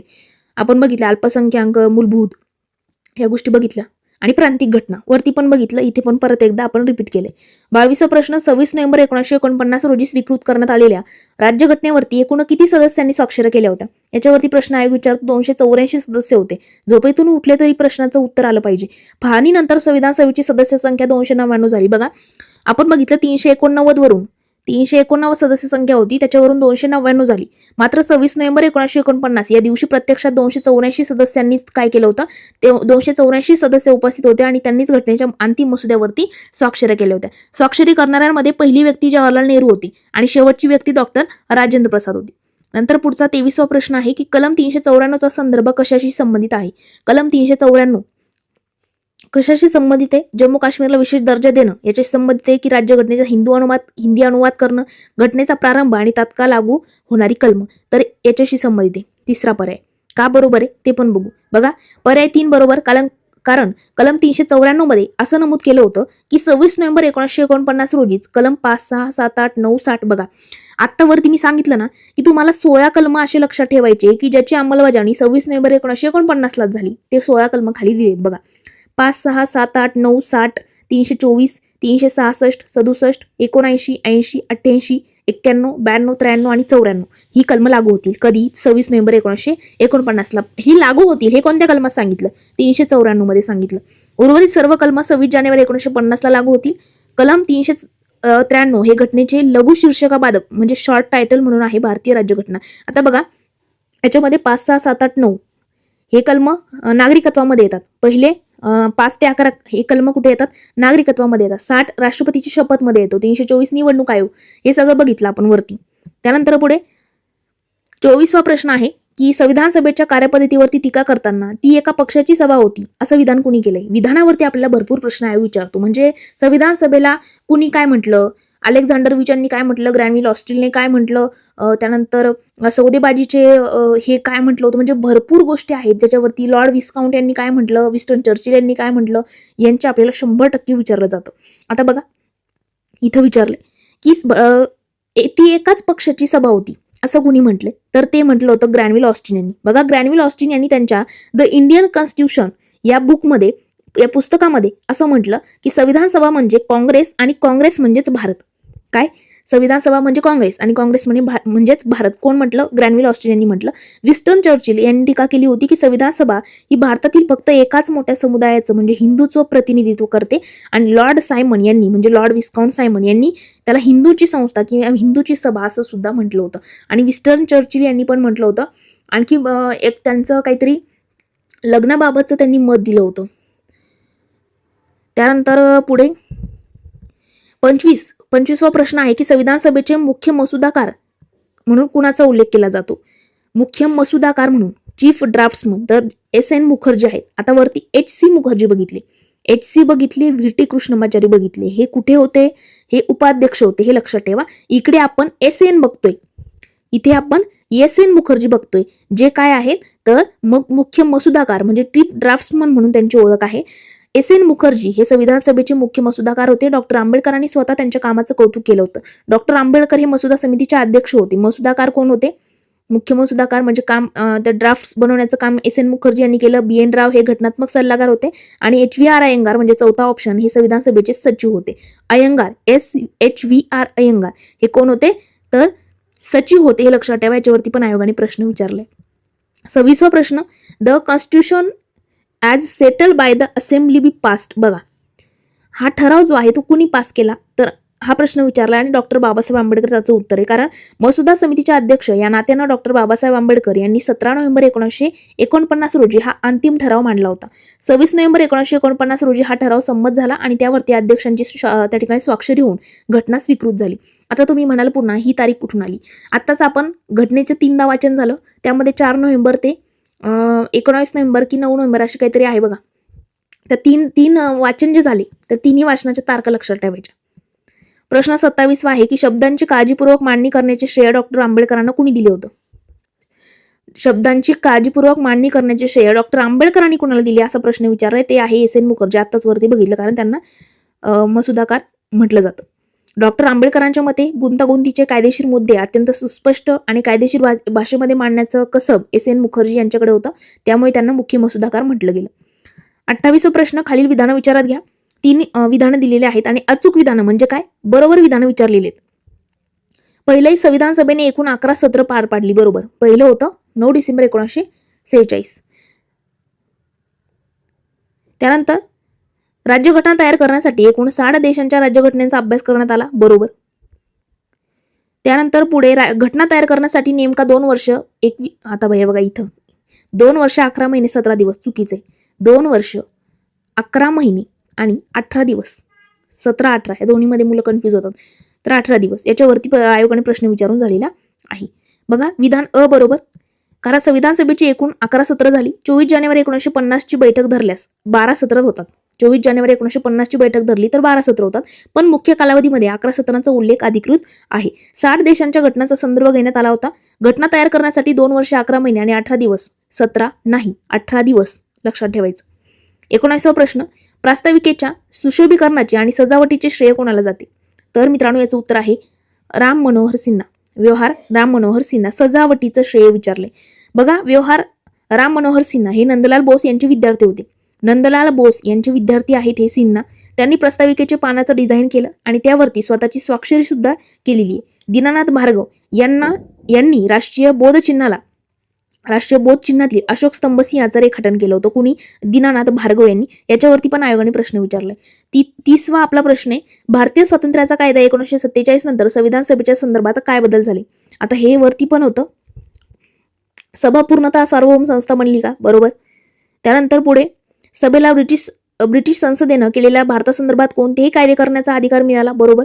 संविधान सभेची कायदेमंडळ म्हणून पहिली बैठक 17 नोव्हेंबर 1947. आता इथे आपल्याला एक काहीतरी या प्रश्नात नवीन तारीख वाचायला भेटली. काय? संविधान सभेची कायदेमंडळ म्हणून पहिली बैठक. आता आपल्याला तर माहिती आहे की आपली संविधान सभा ही कायदेमंडळ म्हणून नाही बसायची, त्यावेळेला अध्यक्ष मावळणकर असायची, पण ती बसली कधी? पहिल्यांदा बसली कधी? ती तारीख 17 नोव्हेंबर 1947 रोजी. आणि अचूक विधान विचारले. सगळे अचूक आहेत, म्हणजे सगळे बरोबर विधान आहेत. संविधान सभेची कायदेमंडळ म्हणून पहिली बैठक 17 नोव्हेंबर 1947 ला बसली. नोट डाऊन करून घ्या, पाठ करा. पुढे स्पष्टीकरण बघा. विधान बरोबर, आणि दोन्ही बरोबर आहेत, कारण 1947च्या कायद्यानं सभेला पूर्ण अधिकार दिले होते आणि स्वतःच्या इच्छेनुसार घटना तयार करू शकणार होतो आपण. तिसरा ऑप्शन आहे की कायदेमंडळ म्हणून सभेची पहिली बैठक 17 नोव्हेंबर 1947 ला झाली आणि मावळणकर अध्यक्ष म्हणून त्यांची निवड झाली होती. बघा, 31वा प्रश्न आहे, संविधान सभेतील विविध समुदायांच्या प्रतिनिधित्वाबाबत खालील विधान विचारात घ्या. संविधान सभेमध्ये विविध समुदाय जे होते त्यांच्या प्रतिनिधित्वाबाबतचं विधान आहेत आणि आपल्याला विचारले की कोणते, म्हणजे विचारात घ्या, म्हणजे आता कोणतं बरोबर कोणतं चूक हे आपल्याला ऑप्शन मधून कळेल. बघा, मसुदा समितीमध्ये एकमेव मुस्लिम सदस्य म्हणून सय्यद मोहम्मद सादुल्ला यांचा समावेश होता. आता आपल्याला इथे काय विचारलं, आपण अगोदर काय एक प्रश्न बघितला असा की संविधान सभेमध्ये ज्या 15 महिला होत्या त्यामध्ये बेगम रसूल मुस्लिम होत्या एकमेव. बरोबर, असं एक ऑप्शन बघितलं. आता आपण काय बघतोय, मसुदा समिती जी होती ज्याच्यामध्ये 7 सदस्य होते, ज्याचे अध्यक्ष आंबेडकर होते, त्यामध्ये एकमेव सदस्य होते सादुल्ला, हे मुस्लिम होते का? तर यस, बरोबर आहे. संविधान सभेमध्ये पारशी समुदायाचे प्रतिनिधित्व PH मोदी यांनी केलं. बरोबर. अँग्लो इंडियन समुदायाचं फ्रँक अँथनी यांनी केलं. याच्यावरती आयोगाने प्रश्न विचारून झालाय. अँग्लो इंडियन समुदायाचं कुणी केलं होतं? फ्रँक अँथनी यांनी. याच्यावरती आयोगाने प्रश्न विचारलाय. चौथा ऑप्शन बरोबर आहे, सर्व विधानं बरोबर. बघा, बरोबर, कारण मसुदा समितीच्या 7 सदस्यांमध्ये सादुल्ला हे मुस्लिम होते. अल्पसंख्याक समुदायांना योग्य प्रतिनिधित्व देण्यासाठी H मोदी यांची निवड करण्यात आली होती आणि फ्रँक अँथनी यांनी अँग्लो इंडियन समाजाचं नेतृत्व केलं आणि ते पुढे अनेक वर्षे लोकसभेचे सुद्धा नामनिर्देशित सदस्य राहिले होते. 32वा प्रश्न आहे की संविधान सभेचे कामकाज ज्या त्या ठिकाणी नियमावली समितीच्या आधारे चालत होतं तिचा अध्यक्ष कोण? काय? संविधान सभेचे कामकाज ज्या नियमावली समितीच्या आधारे चालत होतं तिचे अध्यक्ष कोण होते? डॉक्टर राजेंद्र प्रसाद. बघा, डॉक्टर राजेंद्र प्रसाद हे संविधान सभेचे अध्यक्ष असल्यानं सभेचे अंतर्गत नियम जे आहेत ते ठरवण्यासाठी बनवलेल्या नियमावली समितीचे आणि सुकाणू समितीचे या दोन्ही महत्वाच्या समित्यांचे अध्यक्ष स्वतः डॉक्टर राजेंद्र प्रसाद होते. आता इथं मुलांनी बाबासाहेब आंबेडकर टिक केलं असतं का? कारण संविधान सभेचं कामकाज जी समिती चालवायची त्यांना सगळ्यांना वाटेल मसुदा समिती, त्याचे अध्यक्ष आंबेडकर होते. पहिलंच ऑप्शन दिसलं की आपण या ठिकाणी 2 नंबरला आले, लगेच टिक, खाली वाचत पण नाहीत. पण लक्षात घ्यायचं, नियमावली समिती आणि सुकाणू समिती दोन्हींचे अध्यक्षपद डॉक्टर राजेंद्र प्रसाद यांनी त्या ठिकाणी पार पाडले. 33वा प्रश्न आहे, भारताच्या राष्ट्रध्वजाचा स्वीकार संविधान सभेने कधी केला? आताच वरती तारखा बघितल्या. राष्ट्रगीत, राष्ट्रगान, आपण राष्ट्रध्वज बघितला 22 जुलै. राष्ट्रध्वज, जेव्हा राष्ट्रध्वज येईल, जेव्हा आपला झेंड्याचा विषय येईल ना, त्यावेळेला 22 जुलै 1947 तारीख लक्षात ठेवायची. 22 जुलै 1947. जेव्हा 24 जानेवारी 1950 डोळ्यासमोर येईल तेव्हा फक्त RRR लक्षात ठेवायचं. राजेंद्र प्रसाद, राष्ट्रगीत, राष्ट्रगान, राजेंद्र प्रसाद 3 लक्षात ठेवायचे. त्यानंतर पुढे बघा, स्पष्टीकरण. 22 जुलै 1947 ला भारताला स्वातंत्र्य मिळण्याच्या काही दिवस आधी संविधान सभेने तिरंग्याचा राष्ट्रध्वज म्हणून स्वीकार केला होता. डिझाईन पिंगली व्यंकय्या यांनी या ध्वजाचं मूळ डिझाईन केलं होतं. 34वा प्रश्न आहे की संविधान सभेला कायदेमंडळ म्हणून दर्जा प्राप्त झाला तेव्हा तिची पहिली बैठक कधी पार पडली? बघा, आत्ताच वरती बघितलं आपण तारखा किती महत्वाच्या आहेत ते लक्षात घ्या.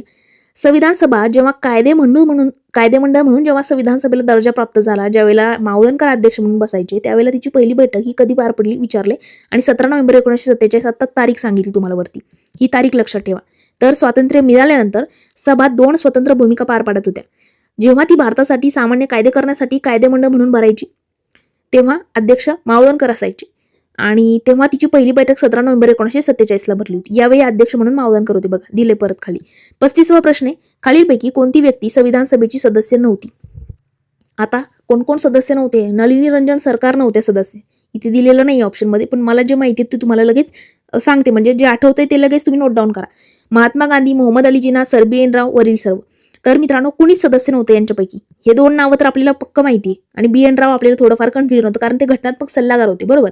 पण तिघही त्या ठिकाणी सदस्य नव्हते. बघा, महात्मा गांधी आणि जिना या दोन्ही मोठ्या नेत्यांनी संविधान सभेचे सदस्य होण्याला नकारच दिला होता आणि सर BN राव हे सभेचे सल्लागार होते. ते लोकनियुक्त किंवा निवडून आलेले सदस्य नव्हते, मग म्हणून हे सदस्य नव्हते, हे लक्षात घ्या, BN राव. त्यानंतर पुढे 36, संविधान सभेच्या कोणत्या सदस्यानं संविधान सभा ही केवळ हिंदूंची सभा आहे किंवा हिंदूंची संस्था आहे असं कोण म्हटलं होतं?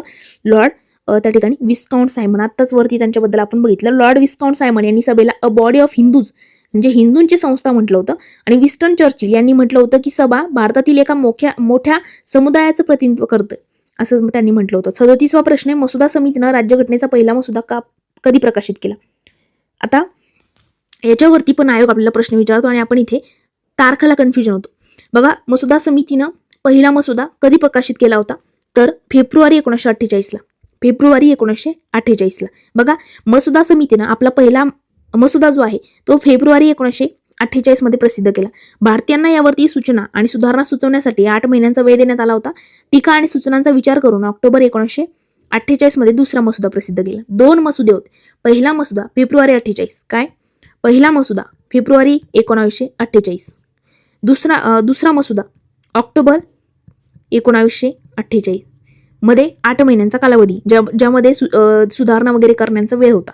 त्यानंतर पुढे 38वा प्रश्न, राज्यघटनेच्या मूळ प्रतीचं सुलेखन कुणी केलं? आताच बघितलं, प्रेमबिहारी नारायण रायजादा यांनी इटालिक स्टाईलमध्ये संविधानाची मूळ इंग्रजी प्रत आपल्या हाताने लिहिली आणि त्यांनी त्यासाठी कोणतंही मानधन घेतलं नव्हतं. फक्त प्रत्येक पानावरती आपले नाव लिहिण्याची परवानगी मागितली होती. कुणी? प्रेमबिहारी नारायण रायजादा यांनी. 39वा प्रश्न आहे, संविधान सभेच्या संदर्भात तात्पुरती संसद हा काळ कोणता होता?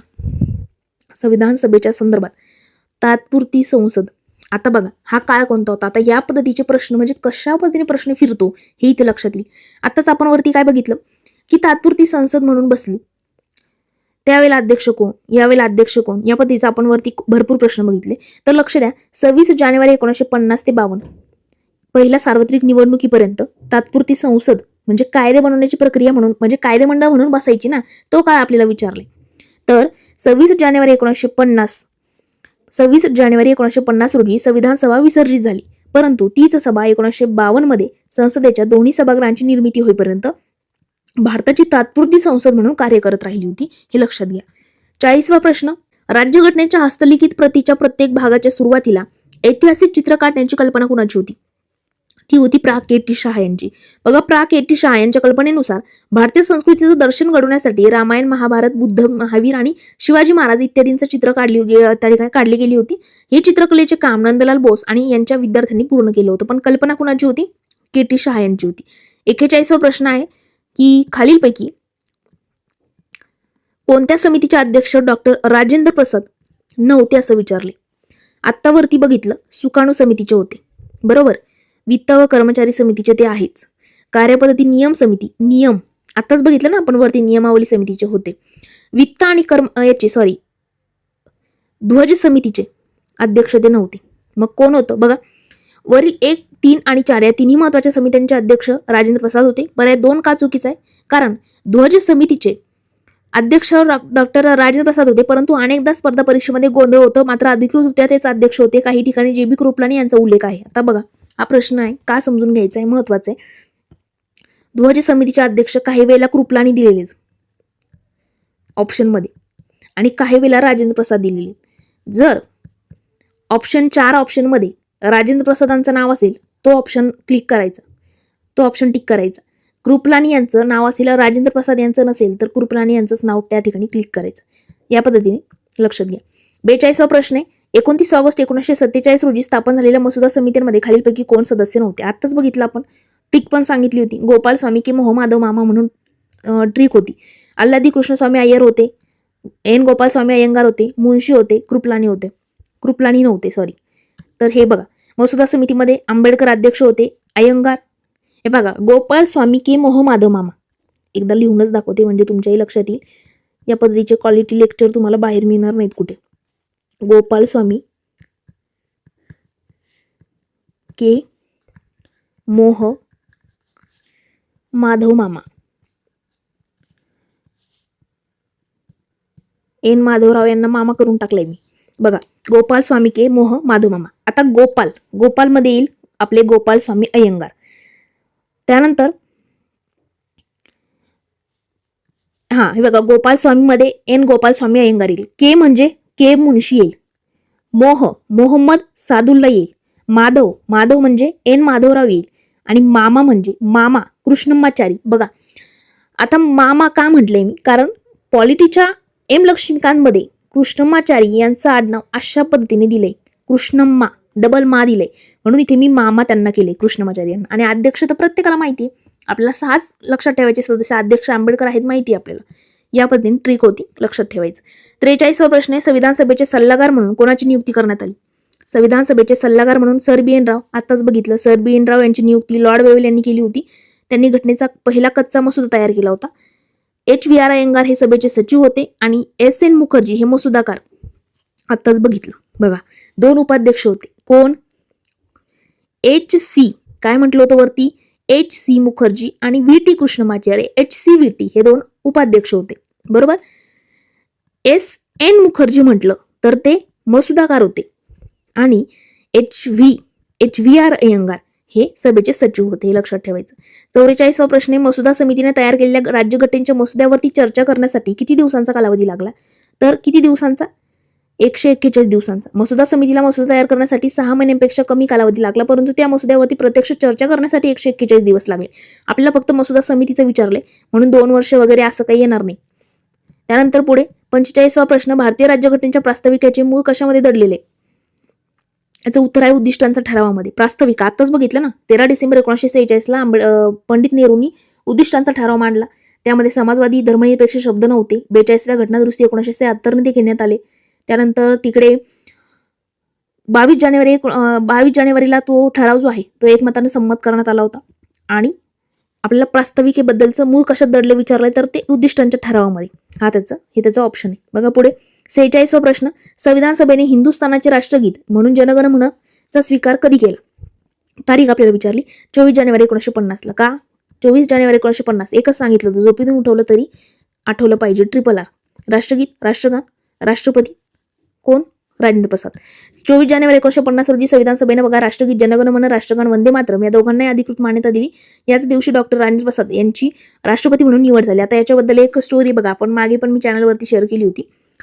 राष्ट्रगीत की राष्ट्रगान म्हणजे जनगण मन असावं, राष्ट्रगीत हे जनगण मन असावं की वंदे मातरम, याबाबत आपल्या संविधान सभेमध्ये वाद होता. तर त्यावेळेला म्हणजे दोन्ही गटांमध्ये वाद झाले. कुणी म्हणायचं जनगण म्हणून राष्ट्रगीत असावं, कुणी म्हणायचं वंदे मातरम म्हणून एक राष्ट्रगीत म्हणून वंदे मातरमला दर्जा द्यावा. पण त्यावेळेला होतं की वंदे मातरम मध्ये विशिष्ट समुदाय जो आहे त्याचं वर्चस्व दाखवण्यात येते. तर या पद्धतीने न करता जनगण म्हण व्हायला हवं. वाद झाला. नंतर पुढे त्यांनी सांगितलं की राष्ट्रगीत जनगण म्हणून राष्ट्रगीताचा स्वीकार करण्यात येईल आणि राष्ट्रगीताचा स्वीकार म्हणजे जनगण मन म्हणून करण्यात येईल आणि जे वंदे मातरम गीत आहे याला राष्ट्रगीताचा दर्जा देण्यात येईल. अशा पद्धतीने ते झालं होतं समझोता करून. प्रश्न 47वा आहे की संविधान सभेच्या कोणत्या सदस्यानं घटना परिषदेला हिंदूची संस्था असं म्हटलंय? आत्ताच बघितलं, लॉर्ड विस्काउंट सायमन यांनी. लॉर्ड विस्काउंट सायमन यांनी सभेच्या स्वरूपावर टीका करताना हिंदूची संस्था म्हटलं. विस्टन चर्चिल यांनी म्हटलं की सभेने भारताच्या फक्त एका मोठ्या समुदायाचं प्रतिनिधित्व केले. 48वा प्रश्न, राज्यघटनेच्या मूळ हस्तलिखित इंग्रजी प्रत सुशोभित करण्याचं कुणी केले काम? बघा आत्ताच सांगितलं होतं, वसंत वैद्य यांनी हिंदी केली. तर त्यामुळे इंग्रजी विचारलंय तर नंदलाल बोस आणि त्यांचं विद्यार्थी यांचं नाव लक्षात ठेवायचं. सुलेखन रायटिंग प्रेम बिहारी रायजादा यांनी इंग्रजी, वसंत कृष्ण वैद्य यांनी हिंदी. आता तुम्ही म्हणाल प्रेम बिहारी रायजादा यांनी इंग्रजी, मग ऑप्शन मध्ये नंदलाल बोस यांच्या विद्यार्थी आणि ते का प्रत सुशोभित करण्याचं काम विचारले. त्यामुळे लक्षात ठेवा, सुशोभीकरण शांतनिकेतनचे नंदलाल बोस आणि त्यांच्या विद्यार्थ्यांनी केलं होतं, हे लक्षात ठेवायचं. 49वा प्रश्न, खालीलपैकी कोणतं विधान चुकीचं आहे? संविधान सभेचे बोधचिन्ह हत्ती होतं का? बरोबर. त्यानंतर डॉक्टर बाबासाहेब आंबेडकर मसुदा समितीचे अध्यक्ष होते. बरोबर. 26 जानेवारी 1950 रोजी संविधान सभेचे कार्याचे विसर्जन झालं. चूक. संविधान सभेला 2 उपाध्यक्ष होते. यस, आता सांगितलं होतं ना, HC आणि VT.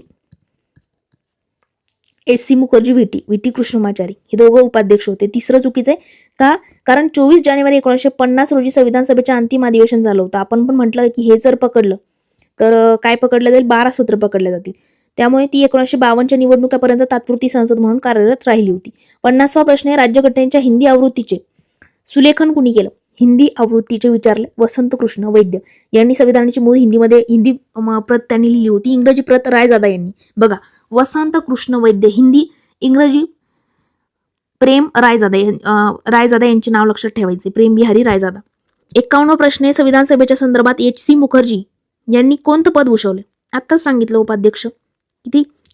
HC मुखर्जी या संविधान सभेचे उपाध्यक्ष होते. त्यांच्यासह VT कृष्णमाचारी सुद्धा उपाध्यक्ष होते. 52वा प्रश्न, संविधानाच्या प्रत्येक भागाच्या सुरुवातीला ऐतिहासिक चित्र काढण्याची कल्पना कोणाची होती? KT शाह यांची होती. बघा, काढलं कुणी होतं आणि कल्पना कुणाची होती हे वरतीच सांगितलं.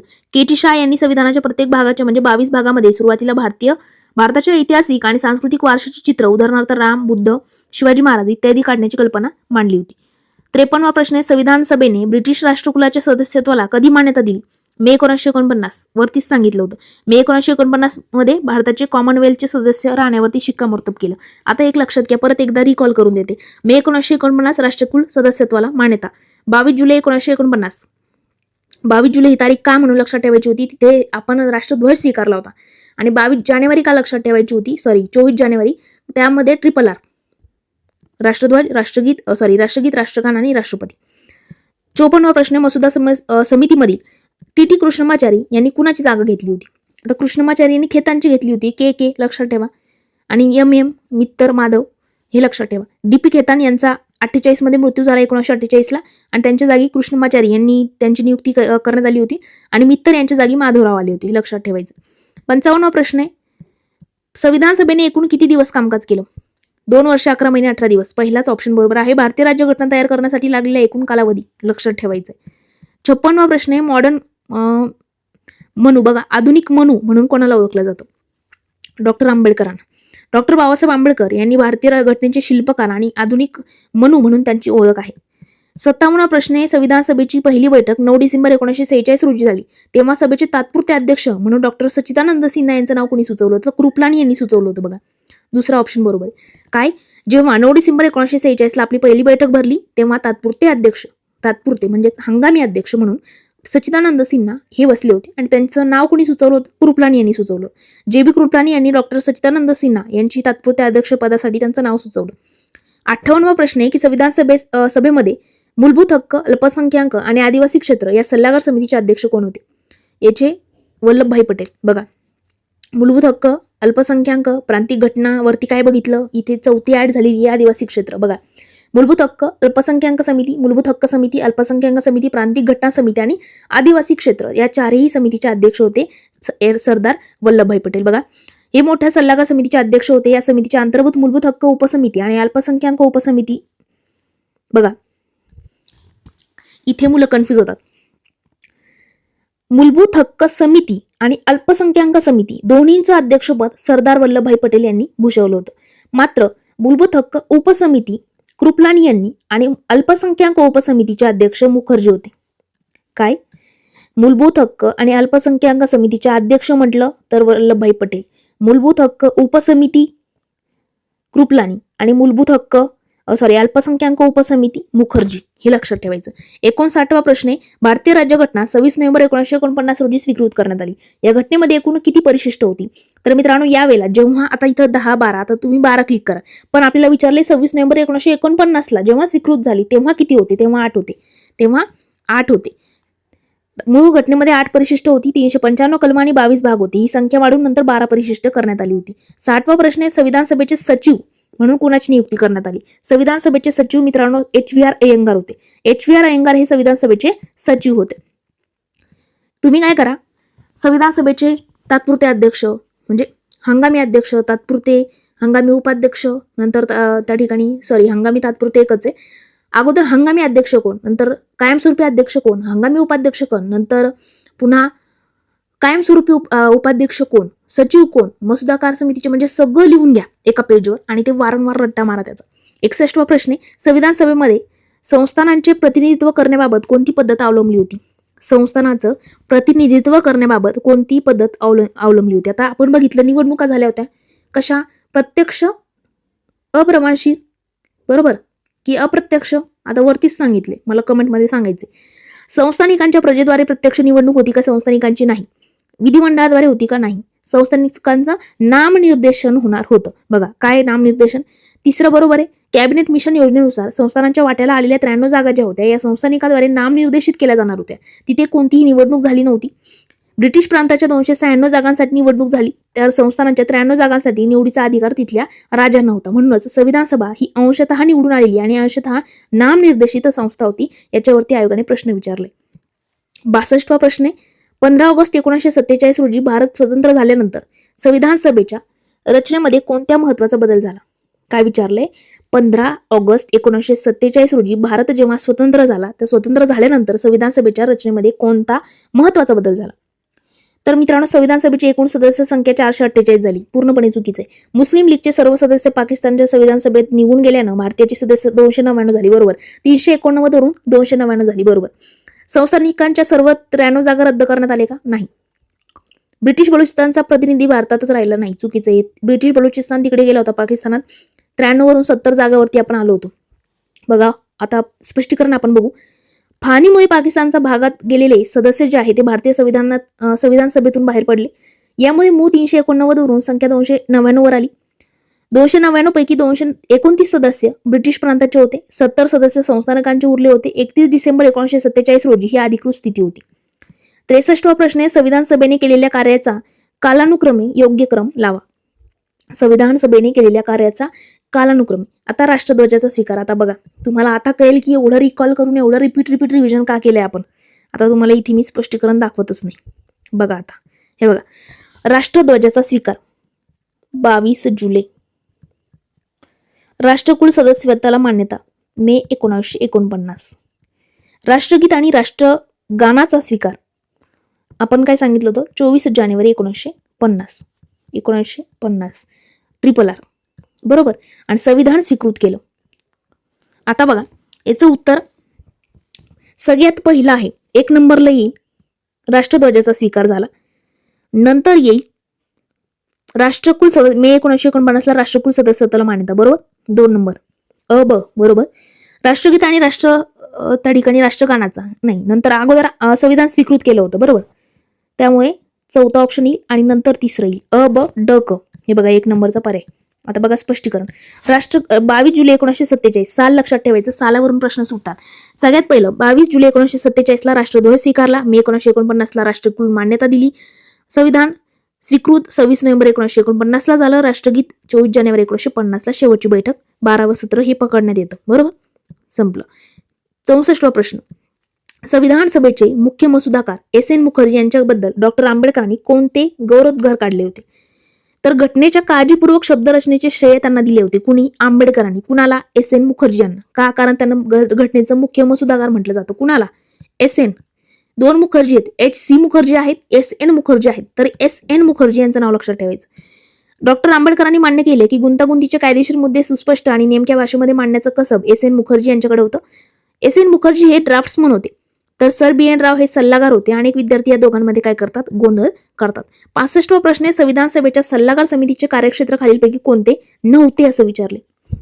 नव्हते विचारले. सल्लागार समितीचे कार्यक्षेत्र विचारले, त्यामध्ये संघराज्य घटना येईल. का? कारण संघराज्य घटना समितीचे अध्यक्ष जवाहरलाल नेहरू होते. बरोबर. आपल्याला काय विचारलंय? संविधान सभेच्या सल्लागार समितीचं विचारले. आता तुम्ही म्हणाल संघराज्य घटना समितीचा. आता मी आत्ताच सांगितलं होतं जिथे जिथे संघराज्य उल्लेख येईल तिथं सहसा जवाहरलाल नेहरूच अध्यक्ष आहेत. आणि प्रांतिक घटनाचे कोण आहेत? सरदार वल्लभभाई पटेल. बघा, सरदार वल्लभभाई पटेल यांच्या अध्यक्षतेखाली सल्लागार समिती ही सर्वात मोठी समिती होती, जिच्या अंतर्भूत मूलभूत हक्क, अल्पसंख्याक, आदिवासी क्षेत्रासाठीच्या उपसमित्या वगैरे कार्यरत होत्या. मग त्यामध्ये संघराज्य घटना येणार नाही. काय येणार नाही? कारण बघा, संघराज्य घटना समितीचे अध्यक्ष कोण होते? पंडित नेहरू होते. प्रांतिक घटना त्याचे अध्यक्ष कोण होते? सरदार वल्लभभाई पटेल. आणि त्यांच्याच अंतर्गत मूलभूत हक्क समिती होती, अल्पसंख्याक समिती होती, आदिवासी क्षेत्र समिती होती आणि त्याच्या उपसमित्या वगैरे त्याचे अध्यक्ष पण सांगितले मी तुम्हाला मागे. 66वा प्रश्न आहे, संविधानाच्या हस्तलिखित प्रतीवर चित्र काढणाऱ्या कलाकारांमध्ये खालीलपैकी कुणाचा समावेश होता? आता याच्यामध्ये नंदलाल बोस यांचं नाव ऐकलं आपण, सिन्हा यांचं ऐकलं, दीनानाथ भार्गव यांचं ऐकलं, सगळेच आहे त्याच्यात वरील सर्व. बघा पुढे अ आणि ब बरोबर. नंदलाल बोस हे मुख्य मार्गदर्शक होते आणि त्यांचे विद्यार्थी सिन्हा यांनी प्रास्ताविकेचं पान सजवलं होतं. दीनानाथ भार्गव यांनी राष्ट्रीय बोधचिन्हाला म्हणजे स्तंभाला सिंहाचं चित्र जे आहे ते रेखाटलं. हे सर्व शांतनिकेतनचं कलाकार होतं. कोण? शांतनिकेतनचे कलाकार कोण? दीनानाथ भार्गव. 67वा प्रश्न आहे, 26 नोव्हेंबर 1949 रोजी लागू झालेल्या कलमांमध्ये खालीलपैकी कोणत्या कलमाचा समावेश होता? आता मी तुम्हाला वरती 16 कलम सांगितले होते आणि सांगितलं 16चे 16 पाठ करा. 5, 6, 7, 8, 9, 60 सगळं 324 हे सगळे कलम पाठ करा सांगितले होते. त्याच्यामध्ये विचारले समावेश होता असे कलम सांगा. त्याच्यामध्ये आपल्याला 300 समावेश होता असं विचारलं. त्याच्यामध्ये 324 निवडणूक आयोग आठवत असेल तुम्हाला, याचा समावेश होता. बाकी या कलमांचा समावेश नव्हता. कारण आपण आता 44 कलम याच्यामध्ये येणार नाही, 51 येणार नाही, कारण 5, 6, 7, 8, 9 आणि डायरेक्ट 60 वरती गेलतो आपण, राष्ट्रपतीची शपथ, बरोबर. त्याच्यामुळे हे दोन इथं कट झाले. 370 पण येणार नाही. 324 त्याचं उत्तर आहे. 26 नोव्हेंबर 1949 रोजी नागरिकत्व 5 ते 9, राष्ट्रपतींची शपथ 60, निवडणुका 324, तात्पुरती संसद अशी या संबंधीचे 16 कलम तत्काळ लागू झाली होती. पर्याय 3 चुकीचा आहे, कारण मूलभूत कर्तव्य 1976 मध्ये 42व्या घटना दुरुस्तीने जोडल्या गेली. आणि 4 चुकीचा आहे, कारण मार्गदर्शक तत्व सुद्धा 26 जानेवारी 1950 पासून लागू झाली होती. 68वा प्रश्न आहे, असं विधानसभेने राष्ट्रीय ध्वज समिती जेव्हा स्थापन केली आणि तिचे अध्यक्ष कोण होते? काय? राष्ट्रीय ध्वज समिती होती. आपण राष्ट्रीय ध्वज कधी घेतला? ती तारीख लक्षात ठेवायची, 22 जुलै 1947. राष्ट्रीय ध्वज समितीचे अध्यक्ष कोण होते आणि ती केव्हा स्थापन झाली असं विचारले. याचं उत्तर आहे मित्रांनो 23 जून 1947. राष्ट्रीय ध्वज समितीची स्थापना कधी झाली? 23 जून 1947. अध्यक्ष कोण? डॉक्टर राजेंद्र प्रसाद. तारीख लक्षात आहे 23 जून 1947. बघा ती 23 जून 1947 रोजी ध्वज समिती जी आहे ती स्थापन झाली. तिचे अध्यक्ष राजेंद्र प्रसाद होते.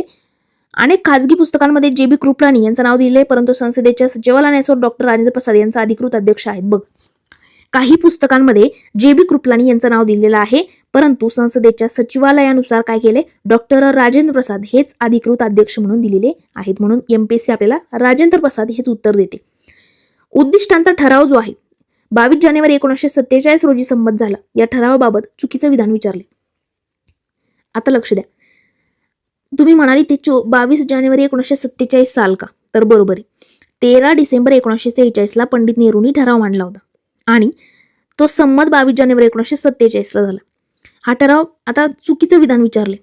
पहिला हा ठराव भारतीय प्रजासत्ताकाचे संविधानिक तत्वज्ञान मांडणारा होता, बरोबर. या भारताला समाजवादी राष्ट्र बनवण्याचं स्पष्ट उद्दिष्ट होतं का? नाही.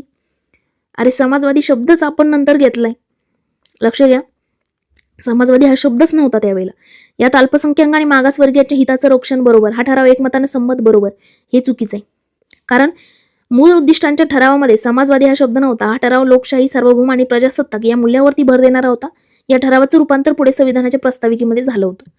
70वा प्रश्न आहे, संविधान सभेने तात्पुरती संसद म्हणून कार्य करताना पहिला कोणता महत्वाचा बदल केला? आता मागे आपण बघितलं की संविधान सभा तात्पुरती संसद म्हणून बसली, तेव्हा अध्यक्ष मावळणकर होते. पहिल्यांदा कधी बसली? 17 नोव्हेंबर 1947 तारीख बघितली. आता विचारलंय की पहिला बदल कोणता केला होता? संविधान सभेने जेव्हा तात्पुरती संसद म्हणून कार्य केलं तेव्हा पहिला बदल कोणता केला महत्वाचा? तर 1951 मध्ये पहिली घटना दुरुस्ती केली, बरोबर. 1950 मध्ये नियोजन आयोगाची स्थापना केली, राष्ट्रपतींची निवड केली, वरील सर्व बरोबर आहे. का? संविधान सभेने 26 जानेवारी 1950 पासून संसदेचं रूप घेतलं होतं. कधीपासून? 26 जानेवारी 1950 पासून. या संसदेनं मे 1951 मध्ये पहिली घटना दुरुस्ती केली, कारण त्यावेळी निवडून आलेली संसद अस्तित्वात नव्हती. डॉक्टर राजेंद्र प्रसाद यांची राष्ट्रपती म्हणून निवड झाली आणि नियोजन आयोगाची स्थापना सुद्धा त्यांच्या काळामध्ये झाली होती. 71वा प्रश्न, मसुदा समिती जी होती त्या मसुदा समितीमधील एन माधवराव यांनी कुणाची जागा घेतली? परत एकदा प्रश्न, मित्तर यांची घेतली होती, लक्षात घ्या. आयोग आपल्याला आणखी कुठे कन्फ्युज करू शकतो हे पण सांगते. या प्रश्नात आणखी किती पुढे जाऊ शकतो आयोग. आयोग आपल्याला काय विचारेल माहिती का? आपल्याला इथे दिले मित्तर आणि माधवराव, बरोबर. मित्तर यांचं आरोग्य बिघडलं होतं, त्याच्यामुळे माधवराव यांनी त्यांची जागा म्हणजे यांची जागा घेतली होती. आपल्याला आयोग असं देईल की एन मित्तर यांचा BL मित्तर यांचा मृत्यू झाल्यामुळे एन माधवराव यांनी जागा घेतली, चुकीचं असेल. DP खेतान यांचा मृत्यू झाला होता, त्यामुळे कृष्णमाचारी यांनी जागा घेतली होती, हे लक्षात घ्या. बघा, मित्तर यांची प्रकृती बिघडली होती म्हणून माधवराव यांनी जागा घेतली. कृष्णमाचारी यांनी कधी घेतली? जेव्हा खेतान वारली त्यावेळेला घेतली. 72वा प्रश्न आहे, संविधानाच्या हस्तलिखितासाठी वापरण्यात आलेल्या बघा, कागदाबाबत आणि शाईबाबत खालीलपैकी कोणतं विधान सत्य? हे हस्तलिखित चर्मपत्रावरती लिहिलं गेलं विधान आपल्याला सत्य विचारले, चुकीचं आहे. ते संसदेच्या ग्रंथालयामध्ये ऑक्सिजननं भरलेल्या डब्यात ठेवलं, चुकीचं आहे. कागदाची टिकावून क्षमता वाढवण्यासाठी त्यावरती हँडमेड कागद वापरला, त्या ठिकाणी सत्य विचारले, हे बरोबर आहे. बघा, 2 चुकीचं आहे, कारण संविधानाची मूळ प्रत ही हेलियम गॅस भरलेल्या काचेच्या डब्यात ठेवली, ती ऑक्सिजन नाही, हेलियम. ऑक्सिजनमध्ये नव्हती ठेवली, ऑक्सिजनमुळे कागद खराब होऊ शकतो. आणि हस्तलिखितासाठी काळ्या रंगाची विशेष शाई वापरली होती, हे लक्षात ठेवा. पुढे 73वा प्रश्न आहे, संविधान सभेतील कन्हैयालाल मुंशी म्हणजेच KM मुंशी हे खालीलपैकी कोणत्या समितीचे सदस्य नव्हते? आता KM मुंशी कशात सदस्य नव्हते? आपण मसुदा समितीमध्ये बघितले, गोपाल स्वामी के मोहमाधव मामा, के म्हणजे होतं KM मुंशी, मसुदा समिती येणार नाही. आता सदस्य नव्हते, कशात नव्हते?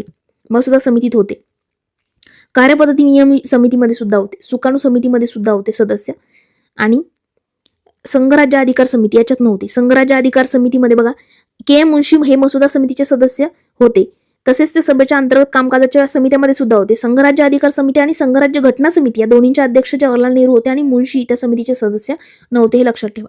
74वा प्रश्न आहे, संविधानाच्या प्रास्ताविकेवरती स्वाक्षरी करताना काय विशेष घडलं होतं? तर बघा, राम मनोहर सिन्हा यांनी सुशोभीकरणाच्या वेळी कोपऱ्यात आपले राम हे नाव लिहिलं होतं. बघा, राम मनोहर सिन्हा जे आहेत यांनी प्रास्ताविकेचे पान सजवलं आणि त्या पानावरती खालच्या बाजूला आपलं नाव राम असं कोरलं होतं, आणि हे नाव आजही मूळ प्रतिवरती आपल्याला पाहायला मिळतं. 299, आता बाकीचे ऑप्शन का चुकीचे? 299 सदस्यांनी स्वाक्षरी केली होती का रे? 284 केली होती. प्रास्ताविकेवरती कोणी स्वाक्षरी केली नव्हती का? केली होती ना, 284 सदस्यांनी केली होती. प्रास्ताविकेवरती केवळ आंबेडकरांची स्वाक्षरी, चुकीचं आहे, तिन्ही ऑप्शन चुकीचे, चौथं बरोबर. 75वा प्रश्न आहे, संविधान सभेचे चिन्ह म्हणून हातीची निवड करण्याचं काय कारण असावं असं विचारले. आता याचं पण आपण जेव्हा आपण पुढे कोणत्या कोणत्या देशाकडून काय काय घेतलं हे आपण जेव्हा बघू त्यावेळेला तुम्हाला लक्षात येईल. बघा, हत्ती हा भारताचा वारसा प्राणी म्हणून संविधानाचा विशाल आकार आणि व्यापकता हे बरोबर उत्तर आहे, कारण आपली घटना खूप आवाढव्य आहे अशी टीका भरपूर जणांनी केली आहे. हत्ती सारखीच मोठी आहे, बरोबर, म्हणून हे कारण होतं. व्यापकता किती आहे आपल्या घटनेची, त्यामुळे हत्ती स्वीकारला असं. भारतीय संविधान हे जगातील सर्वात मोठं लिखित संविधान आहे, याची विशालता आणि शक्ती दर्शवण्यासाठी हत्ती या चिन्हाची निवड करण्यात आली होती. 76वा प्रश्न आहे, संविधान सभेचे तात्पुरते अध्यक्ष सच्चिदानंद सिन्हा यांच्या निवडीची फ्रेंच पद्धत म्हणजे नक्की काय?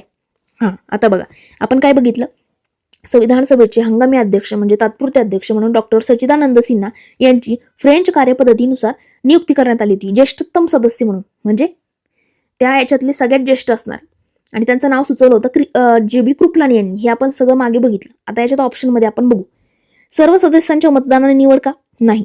सभागृहातील सर्वात ज्येष्ठ सदस्याची निवड, बरोबर, दुसरं ऑप्शन आपलं बरोबर असेल. बघा, फ्रान्समध्ये अशी परंपरा आहे की जोपर्यंत नवीन अध्यक्ष निवडला जात नाही तोपर्यंत सभागृहातील सर्वात वयस्कर जो व्यक्ती असेल, जो ज्येष्ठ असेल, त्यांनी तोच अध्यक्षपद भूषवतो, आणि त्या पद्धतीनुसार 9 डिसेंबर 1946ला आपल्या सच्चिदानंद सिन्हा यांची निवड करण्यात आली होती. त्यांचं नाव कृपलानी यांनी सुचवलं होतं. 77वा प्रश्न आहे, संविधान सभेमध्ये महिलांच्या प्रतिनिधित्वाबाबत अयोग्य विधान ओळखायचे. संविधान सभेत महिला प्रतिनिधी ज्या होत्या त्यांच्याबद्दल चुकीचं विधान निवडायचं आपल्याला. सुरुवातीला 15 महिला सदस्य होत्या का? सुरुवातीला 15 महिला सदस्य होत्या, तर चुकीचं. अयोग्य विधान, तर हे बरोबर आहे, 15 महिला होत्या त्याच्यात.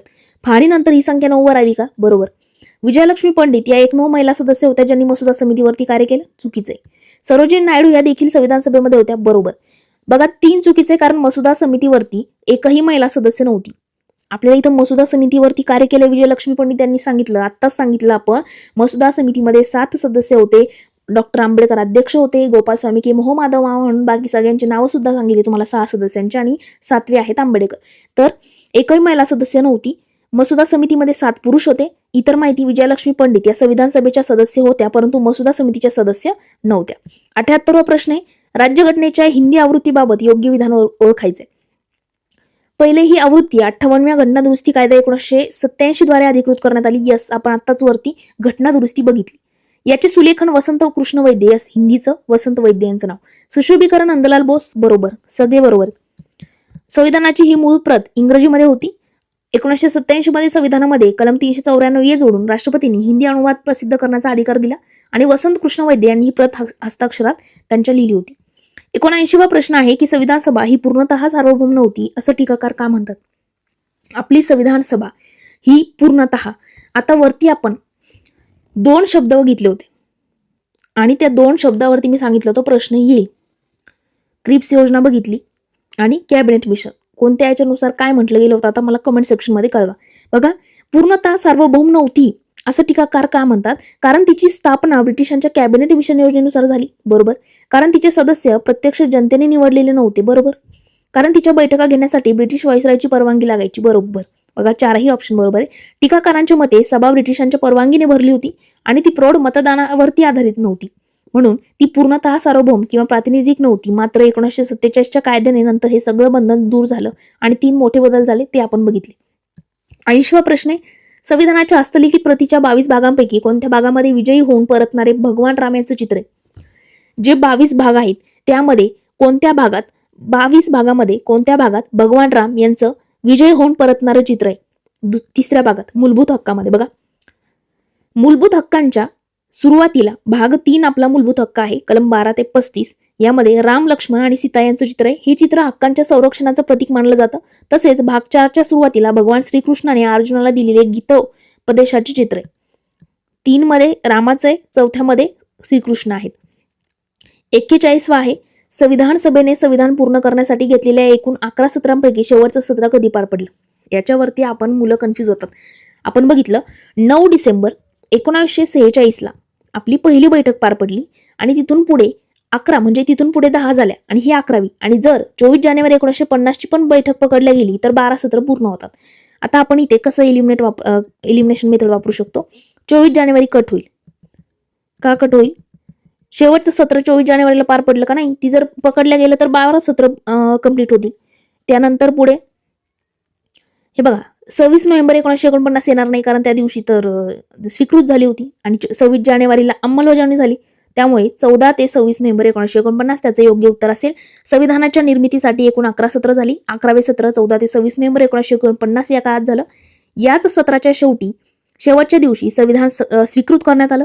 24 जानेवारी 1950 रोजी सदस्य केवळ स्वाक्षरी करण्यासाठी जमले होते. त्यामुळे तांत्रिकदृष्ट्या मुख्य 11 सत्रानंतरची ती एक विशेष बैठक होती. 82वा प्रश्न आहे, भारतीय राज्यघटनेचे लघुशीर्ष म्हणजे शॉर्ट टायटल जे आहे भारतीय राज्यघटना हे कोणत्या कलमात नमूद आहे? तर मित्रांनो, कलम 1 आहे राज्यांचा संघ. काय कलम 1 मध्ये काय नमूद केले? राज्यांचा संघ. त्याच्यामध्ये भारतीय राज्यघटनेचा उल्लेख आहे का? नाही, पहिला ऑप्शन गेला. दुसरा आहे 393. तर बरोबर, या कलमामध्ये स्पष्टपणे नमूद आहे की संविधानाला भारतीय राज्यघटना असं संबोधलं जाईल. कलम 393 लक्षात ठेवायचं, पाठ करा. 394 हे अंमलबजावणी बाबतचं कलम आहे आणि 395 या कलमाने 1935च्या भारत सरकार कायदा जो होता आणि 1947चा स्वातंत्र्य कायदा जो आहे तो रद्द करण्यात आला. कलम 395 नुसार 1935चा कायदा आणि 1947चा स्वातंत्र्य कायदा रद्द करण्यात आला. 1935 आणि 47 दोन कायदे रद्द करण्यात आले 395 कलमाने. 83वा प्रश्न आहे, संविधानातील अल्पसंख्याक उपसमितीचे अध्यक्ष. आता मज्जा आहे बघा. मागे आपण काय बघितलं? आपण बघितलं मूलभूत हक्क. बघा, सगळ्यात अगोदर आपण बघितलं प्रांतिक घटना समिती बघितली. त्याचे होते सरदार वल्लभभाई पटेल अध्यक्ष होते. नंतर आपण मूलभूत हक्क समिती, अल्पसंख्याक समिती, आदिवासी क्षेत्र समिती हे सगळं बघितलं. याचे सगळ्यांचे अध्यक्ष होते पटेल. मात्र मूलभूत हक्क उपसमिती आणि अल्पसंख्याक उपसमिती या दोन्हींचे 2 वेगवेगळे अध्यक्ष होते, लक्षात घ्या. तर मूलभूत हक्क समितीचे होते पटेल, सरदार पटेल. पण मूलभूत हक्क उपसमिती विचारले आणि अल्पसंख्याक उपसमिती, अल्पसंख्याक उपसमितीचे कोण होते? H.C. मुखर्जी होते. आणि कृपलानी कोणाचे होते? आता बघा इथे H.C. मुखर्जी हे अल्पसंख्याक उपसमितीचे अध्यक्ष होते आणि J.B. कृपलानी हे मूलभूत हक्क उपसमितीचे होते. अल्पसंख्याक उपसमितीचे मुखर्जी, मूलभूत हक्क उपसमितीचे कृपलानी. A.V. ठक्कर अंशतः अपवर्जित क्षेत्र उपसमितीचे अध्यक्ष होते. 84वा प्रश्न आहे, the constitution as settle by the assembly be pass.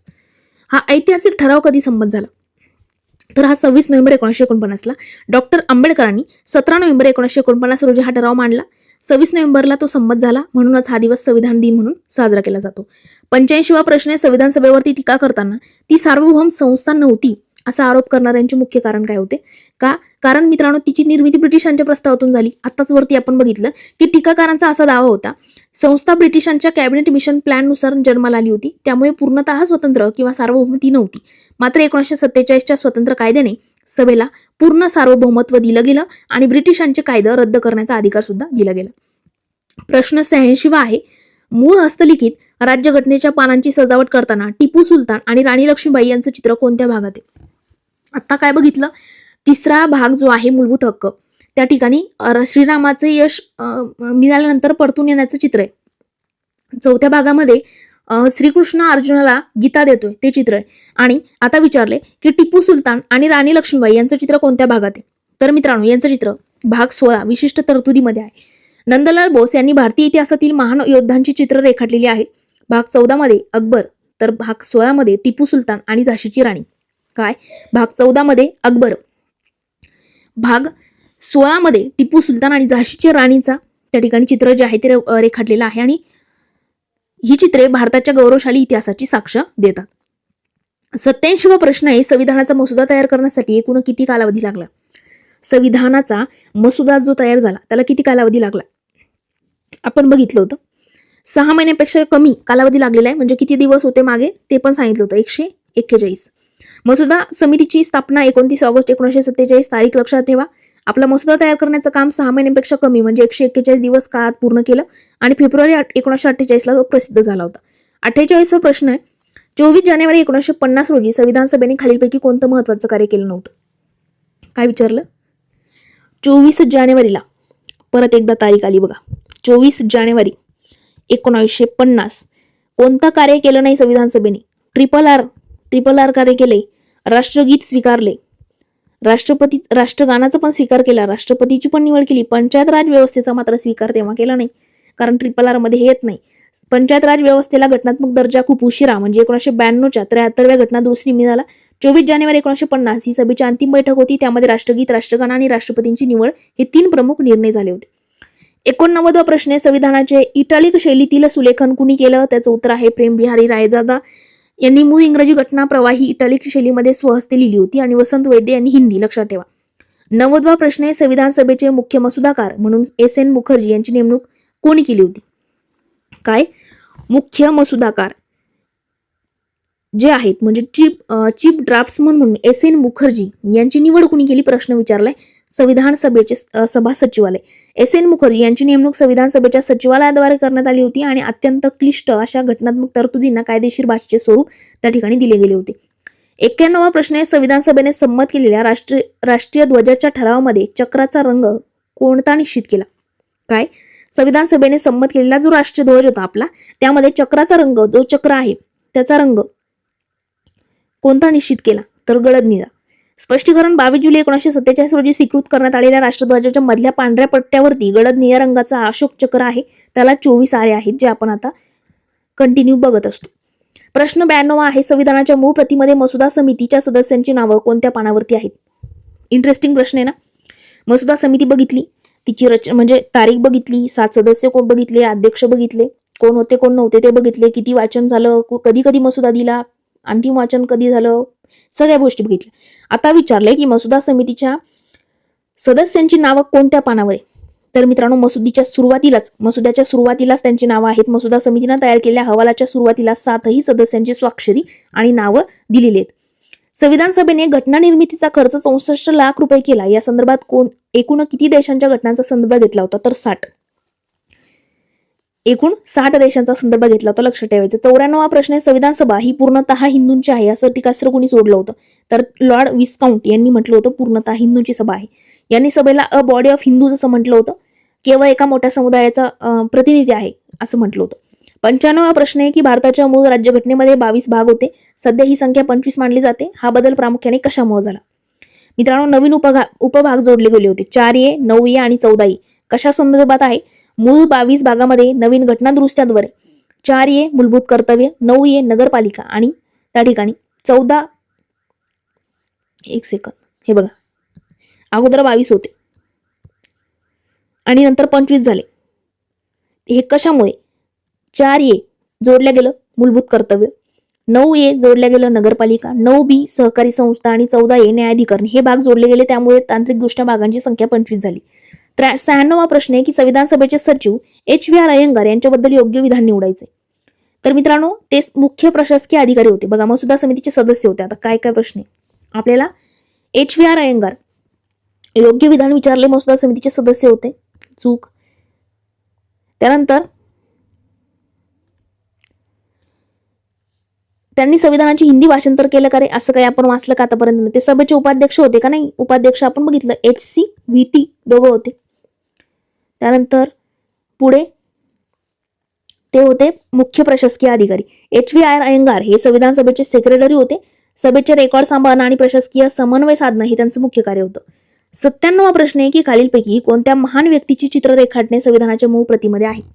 तर कोणत्या महान व्यक्तींचे? छत्रपती शिवाजी महाराजांचं आहे, महात्मा गांधीजींचं आहे, सुभाषचंद्र बोस यांचं आहे आणि सम्राट अकबरांचं. आत्ताच बघितलं कोणत्या भागामध्ये होतं? 14व्या भागामध्ये.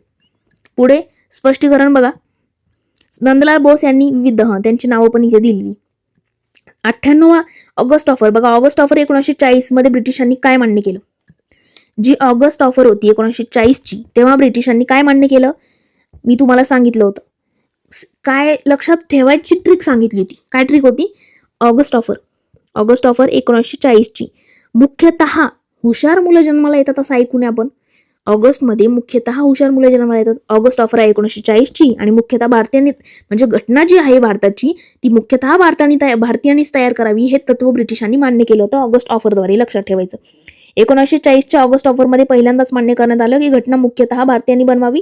पुढे 1942च्या क्रिप्स योजनेमध्ये पूर्णतः भारतीयांनी बनवावी हे मान्य करण्यात आलं. 99वा प्रश्न आहे मसुदा समितीमधील सय्यद मोहम्मद सादुल्ला हे कोणत्या पक्षाचे प्रतिनिधी होते? तर मित्रांनो, मुस्लिम लीगचे होते. हे आसाममधील मुस्लिम लीगचे नेते होते.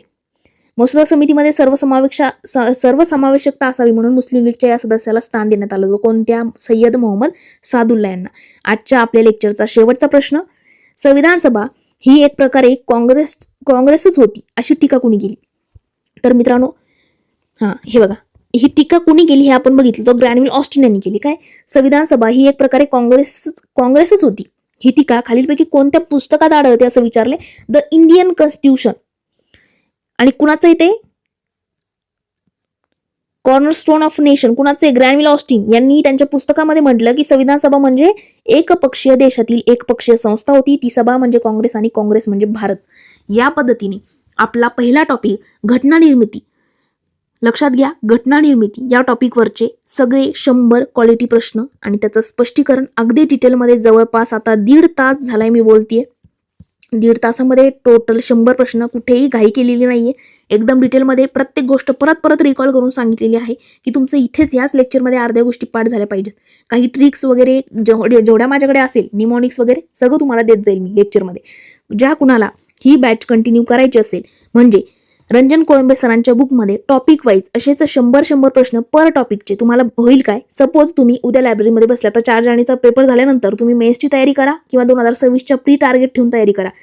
पॉलिटी विषय हातात घेतला, रंजन कोळंबे सरांचं बुक घेतलं, घटना निर्मिती वाचली, पूर्ण टॉपिकचं म्हणजे लेक्चर केलं, नंतर त्याची रिव्हिजन केली, लगेच आपले 100 प्रश्नांचं PDF घ्यायचं, ते पूर्ण 100 प्रश्न सोडवायचे. त्यानंतर 100 प्रश्नांचे तुमचे त्यापैकी किती बरोबर येतात ते बघायचं. नंतर रात्री तुम्हाला आपलं अनालिसिस लेक्चर येईल. त्या लेक्चरमध्ये ह्या 100 प्रश्नांचं जे PDF तुम्हाला मिळणार आहे, टोटल 70 PDF तुम्हाला मिळतील.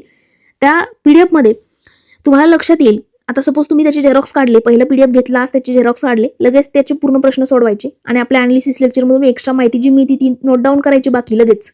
आणि वाटलं की एवढा खेळत बसायचं नाहीये, फक्त लेक्चर करायचंय मला, तर तुम्हाला अनालिसिस लेक्चरची PDF सुद्धा वेगळी मिळेल.